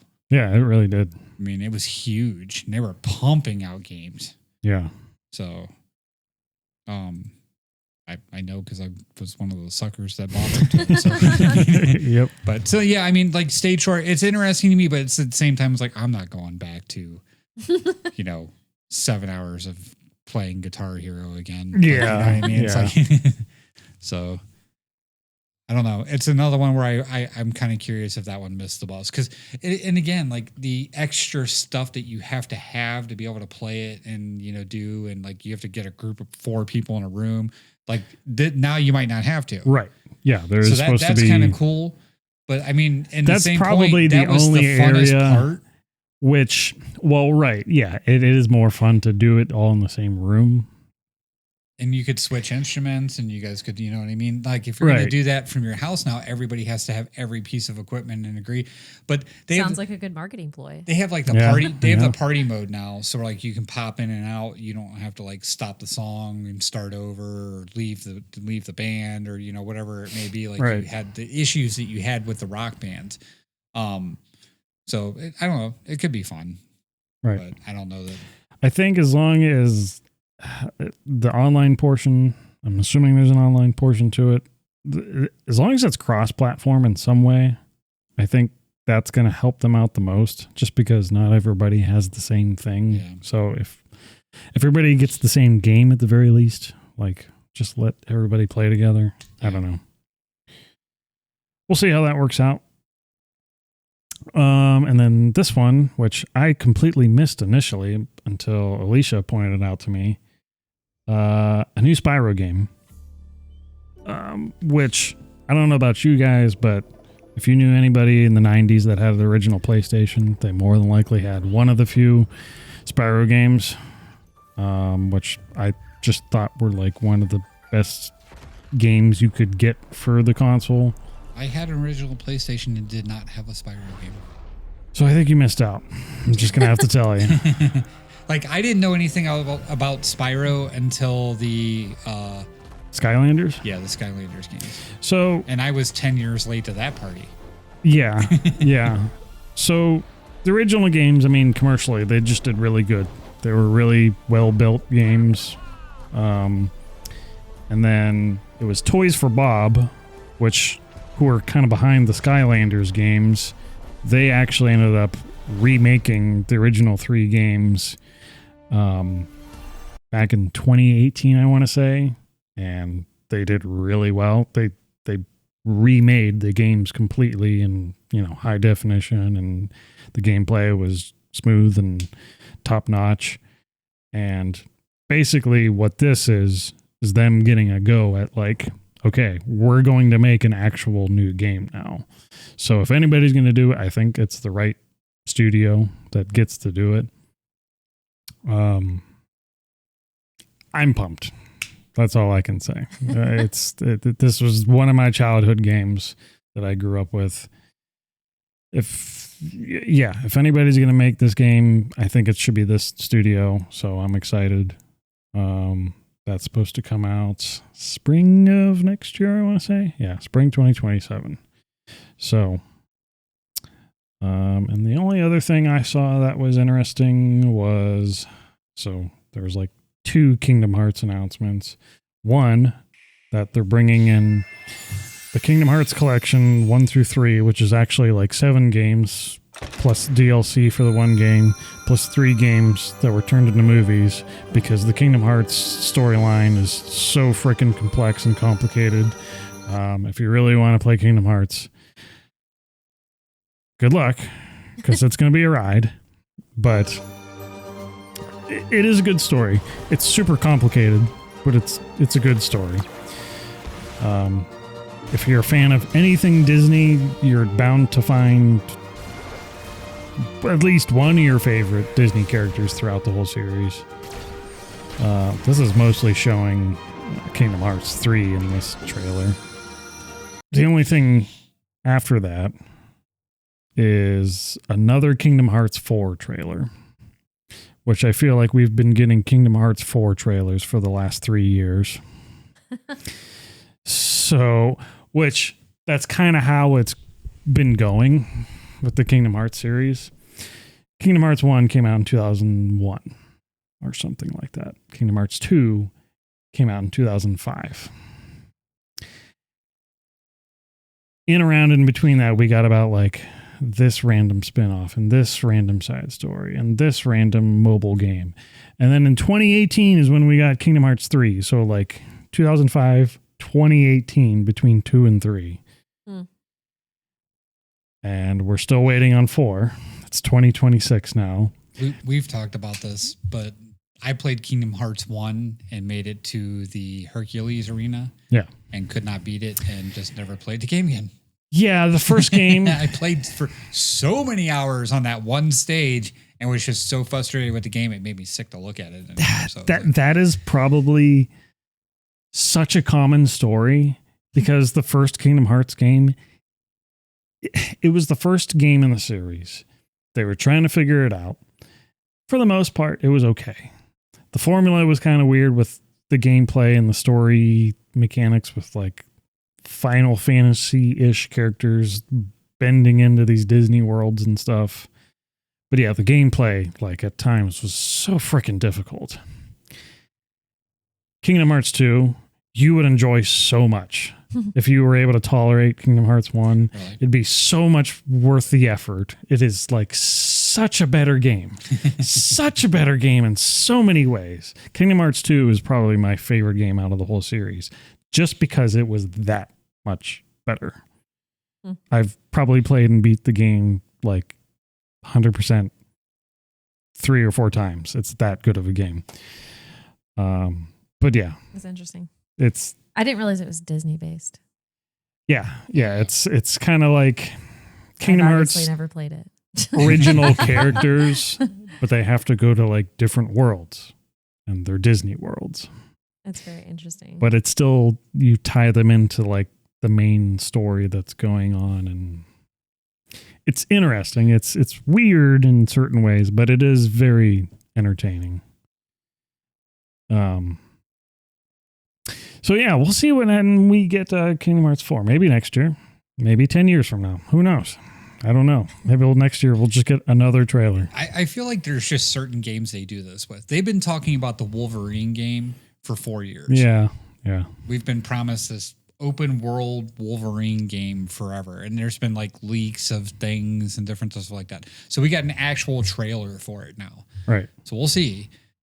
But like that one interested me because I like the Spider-Man open world games. Right. They're redundant at times where you got to stop street crime and you have to do this to avoid the story and different things like that. But like I 100%ed Spider-Man and Spider-Man 2. Mm-hmm. And now they're announcing or teasing Spider-Man 3. Right. But currently in the same genre, they're doing Wolverine. And then GTA 6, like what we were talking about earlier, it's been coming for 10 years. Like it just, it's going to be the greatest game ever made. And at this point, it better be. Yeah. You know what I mean? Because they have put this thing off. Like it was supposed to release last October.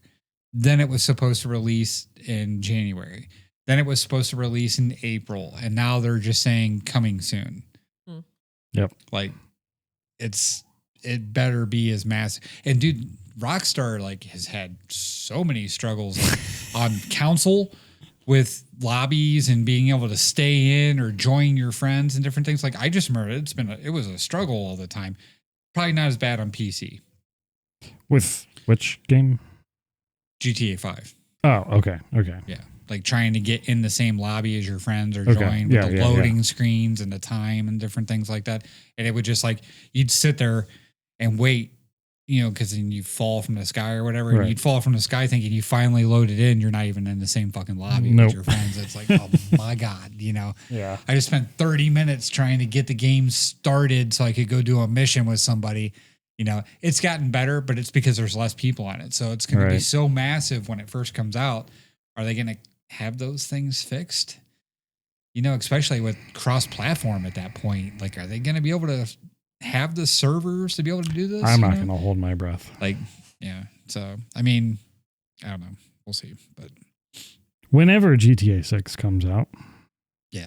And I don't know if you know this, but this is like just the joke that's like become a thing because GTA 6 has been pushed back many times where just like something else gets announced and like, oh my God, we're getting a Zelda remake before GTA 6. How did that happen? Yeah. Or, you know, whatever the thing that's coming out of nowhere, just like, yep, it's showing up next they month. even do that in politics and everything. Yeah. else. Yeah. I can't think of any examples with that. At World the time. War III before GTA 6, Yeah. you know, like, yeah, it is the meme for sure. Yeah. Trying to think if there was anything else, but like, it just seems like we were talking like with these announcements and them re-releasing and remastering and doing that. It's just constant. Yeah, it is. I mean, and I get it. Like, people like the game, you know, and so they remaster it and put it on a new system or something like that. But it's like, do we really need to go back through the same shit? You know what I mean? Just work out the fucking kinks in something new and put it out. Like, and that's the thing, because like there are plenty of new game series that come out every year. A lot of them don't really hit, but like some of them really do, and it like comes out of nowhere. But sometimes they get bad PR, and like nobody ends up hearing about that really good game that came out, you know, at whatever time, and it's like everything else where everything is super competitive, and it's like you can make something really great but still not have the success you might deserve because you didn't land with a big publisher, or you decided to go indie. That's what I'm saying. Promote something like that, or try and go that route instead of giving us Fallout 4 again. Right. You know what I mean? It's just like, again, like I don't want to play the same game with a pretty screen. Right. You know what I mean? Like I have not done it. Like I take that back. I did it with Halo and then was disappointed with it. But like I don't need to dress up the same piece of shit. Like give me something new. Yeah. It's like 2 years ago, that game for me was Balatro. I played the crap out of that. Last year it was Blue Prince. I know you guys played that a little bit. Yeah. There were some other games. I don't know if you heard about like Claire Obscure Expedition 33. I think that's what it's called. It's RPG 3D world, open world-ish, I think, type of game. One game of the year. Came out of nowhere. So there are some that are like doing well, but like it's hard to do that anymore. Yeah. Just an opinion. Yeah. I mean, it's the same with movies. Like, there's so many remakes and not a whole lot of like new content, I feel like. He-Man. Yeah, like He-Man. I mean, there are some, but it just seems like movies, games is similar. When they run out of ideas, they're like, let's redo. I mean, at least He-Man was 1987. I do like trying to give new ideas more of a chance than the remastered, remake, all that kind of shit. But right, I don't know. I would play more games. I just don't have any time. Yeah, I get that too. I'm the little bit of downtime I have, I just don't want to dedicate to video games anymore. I tried with Helldivers. Helldivers 2, I should really say. Did. He gave I really did. I tried to get people to play it with me and everything. And like, I know we've talked, like I didn't know you played. Yeah. But, yeah, I mean, but now it's like, let's play kickball again. You know what I mean? Like, yeah. And you know what that's going to turn into? That's going to turn into, I'll be helping Charlene on Monday nights and I'll be there all night long. You know what? I mean? So you're the only one that will let that happen if it's going to happen. If I'm going to go, I probably will go. You are the master of your own universe. Yeah. No, I'm really not. But He-Man. Right here. Brandon and the Home Depot driver proved that today. I have no control over shit. So.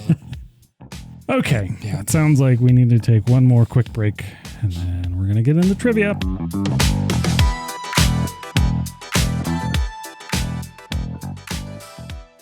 Support for today's show comes from Audible. With Audible, you can listen to bestsellers, podcasts, and exclusive originals anytime, whether you're commuting, working out, or just relaxing at home. Members get access to a massive library across every genre, plus monthly credits to pick any title they want to keep. And with easy offline listening, your next favorite book is always ready when you are. Start your free trial today and turn every moment into a chance to listen. See the link in the description or just head to mamalukes.net/audible. That's mamalukes.net/audible. This episode of Mamalukes is brought to you by Wavedash Radio. If you're into video game or anime music, you should get tuned in. Whether you prefer the classics of Mario and Sonic, modern tracks of Halo or Kingdom Hearts, or the soundtracks of Full Metal Alchemist, Attack on Titan, and My Hero Academia, we've got a station for you. Featuring 4 separate stations, each with a curated playlist, you're sure to find something to jam out to. And the best part? You can listen for free. No strings attached, no asterisks. Just visit wavedash-radio.com to get started. That's WAVEDASH radio.com.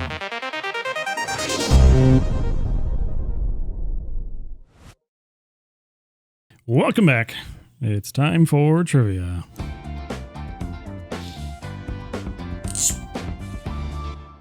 All right, question 2. Mm-hmm. What is the top grossing Mattel franchise based off of a cartoon? Is it A, Barbie, B, Masters of the Universe, C, Thomas and Friends, or D, Monster High?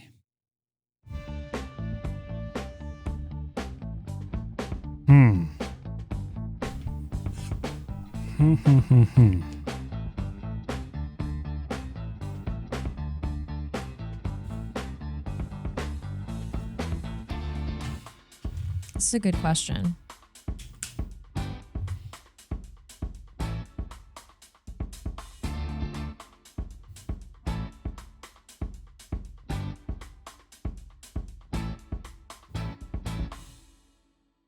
All right.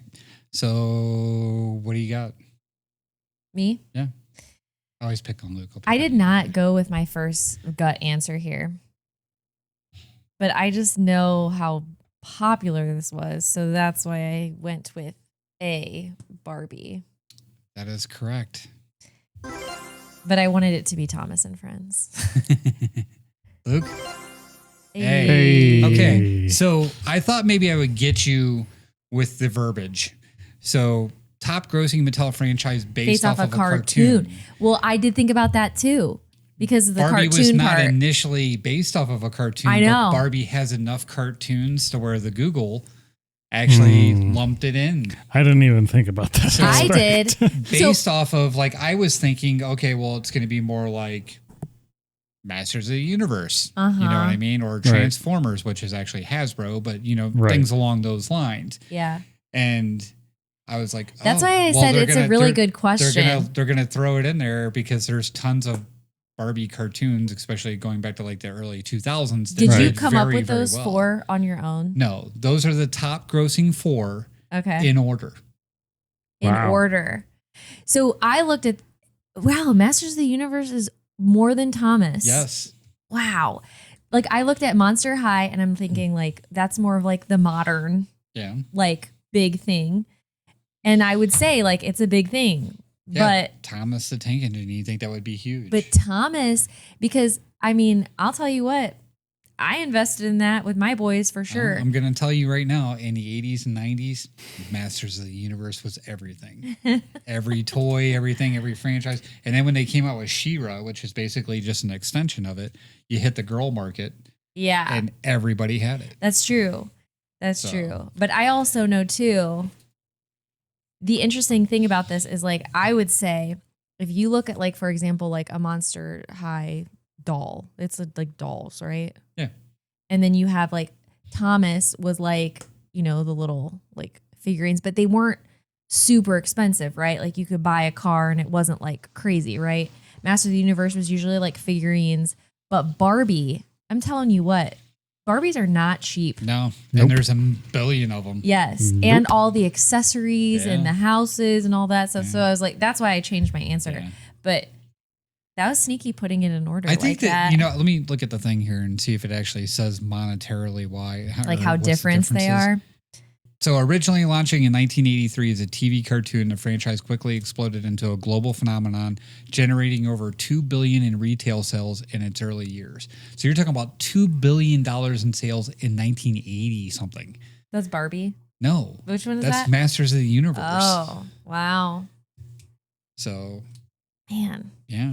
Believe it or not, Thomas and Friends was on for 20 years. I can believe it. It's wild to me that like, I think it's okay, been around. that kind of popularity, somebody was like, psh, let's crap on this. Yeah, I don't know. Okay, let's not go back to that. Sorry, this is wild to me that they made that choice. I just think it's crazy. But that was a good question. Question one. Question one. Question one. Before Summer Games Fest, we had, I didn't mean to put have, we had E3, the Electronic Entertainment Expo, for all the game and tech announcements and stuff like that. In what year did that start? Was it A, 1995, B, 1998, C, 1999, or D, 2001?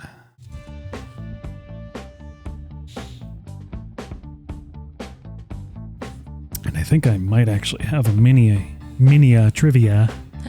Mini trivia. Also, update in the past, Guardians 1. They better beat Detroit.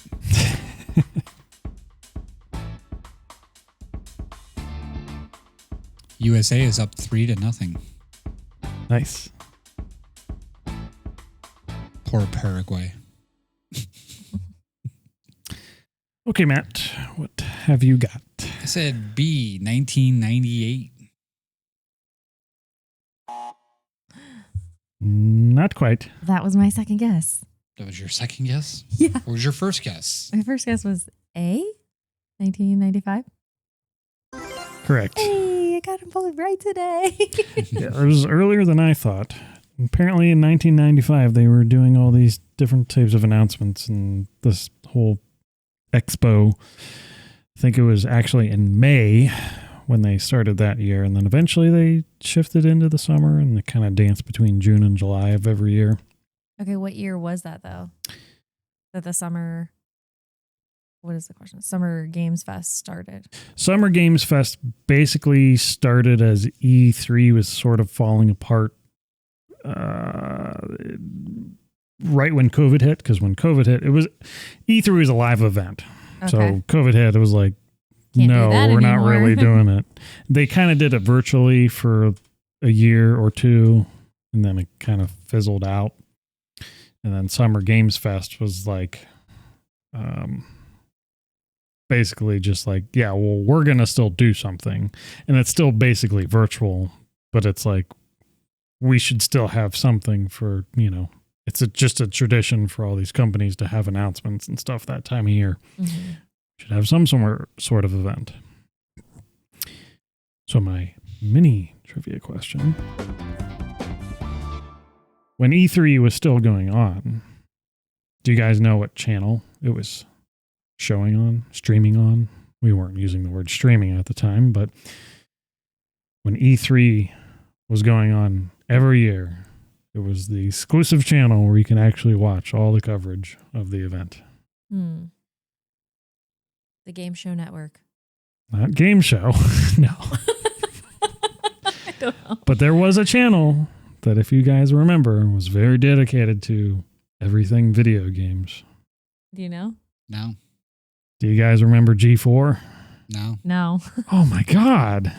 Is this because you're younger than us? G4 was like maybe early 90s into the late 90s into the early 2000s. Kevin Pereira, Olivia Munn. Olivia Munn? Yeah. I don't She know was that old. She she was a host for one of those shows they had on G4. They had a whole bunch of other people when they had like E3 coverage. I think their last one was in 2012 they showed on G4. But yeah, it was like once I got cable TV as a child and had all the channels and I discovered G4, I was like, oh my God. Where has this been all my life? Exactly. And that was kind of actually how I discovered the E3 event. I'm like, oh my God, that's where everything happens that I've been missing over these years about video games and stuff. Little did I know. And then the rest of my life is history of me. It's been just playing games since then.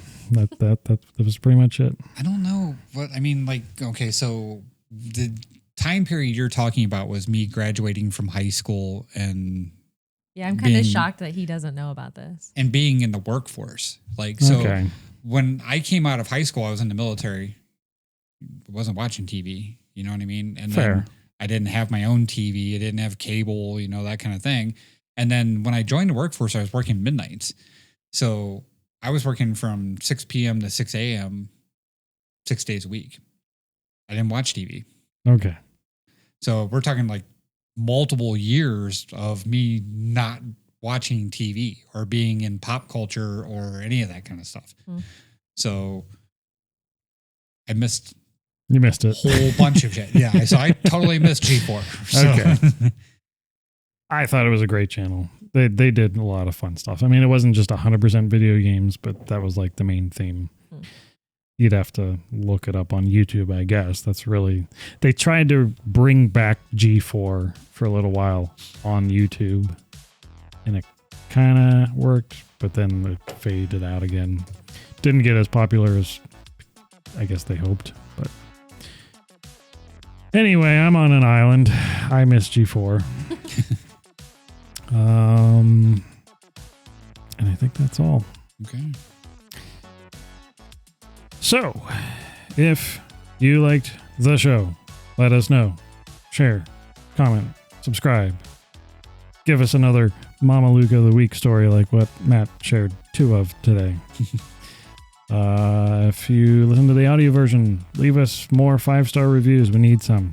You can find us on YouTube and Facebook and Instagram and Threads and TikTok and our website, mamalukes.net, and our store.mamalukes.net. And you can check out all of our stuff on there. And that should be all. We will see you next time. Bye. Ta-ta. See you later. Beaches.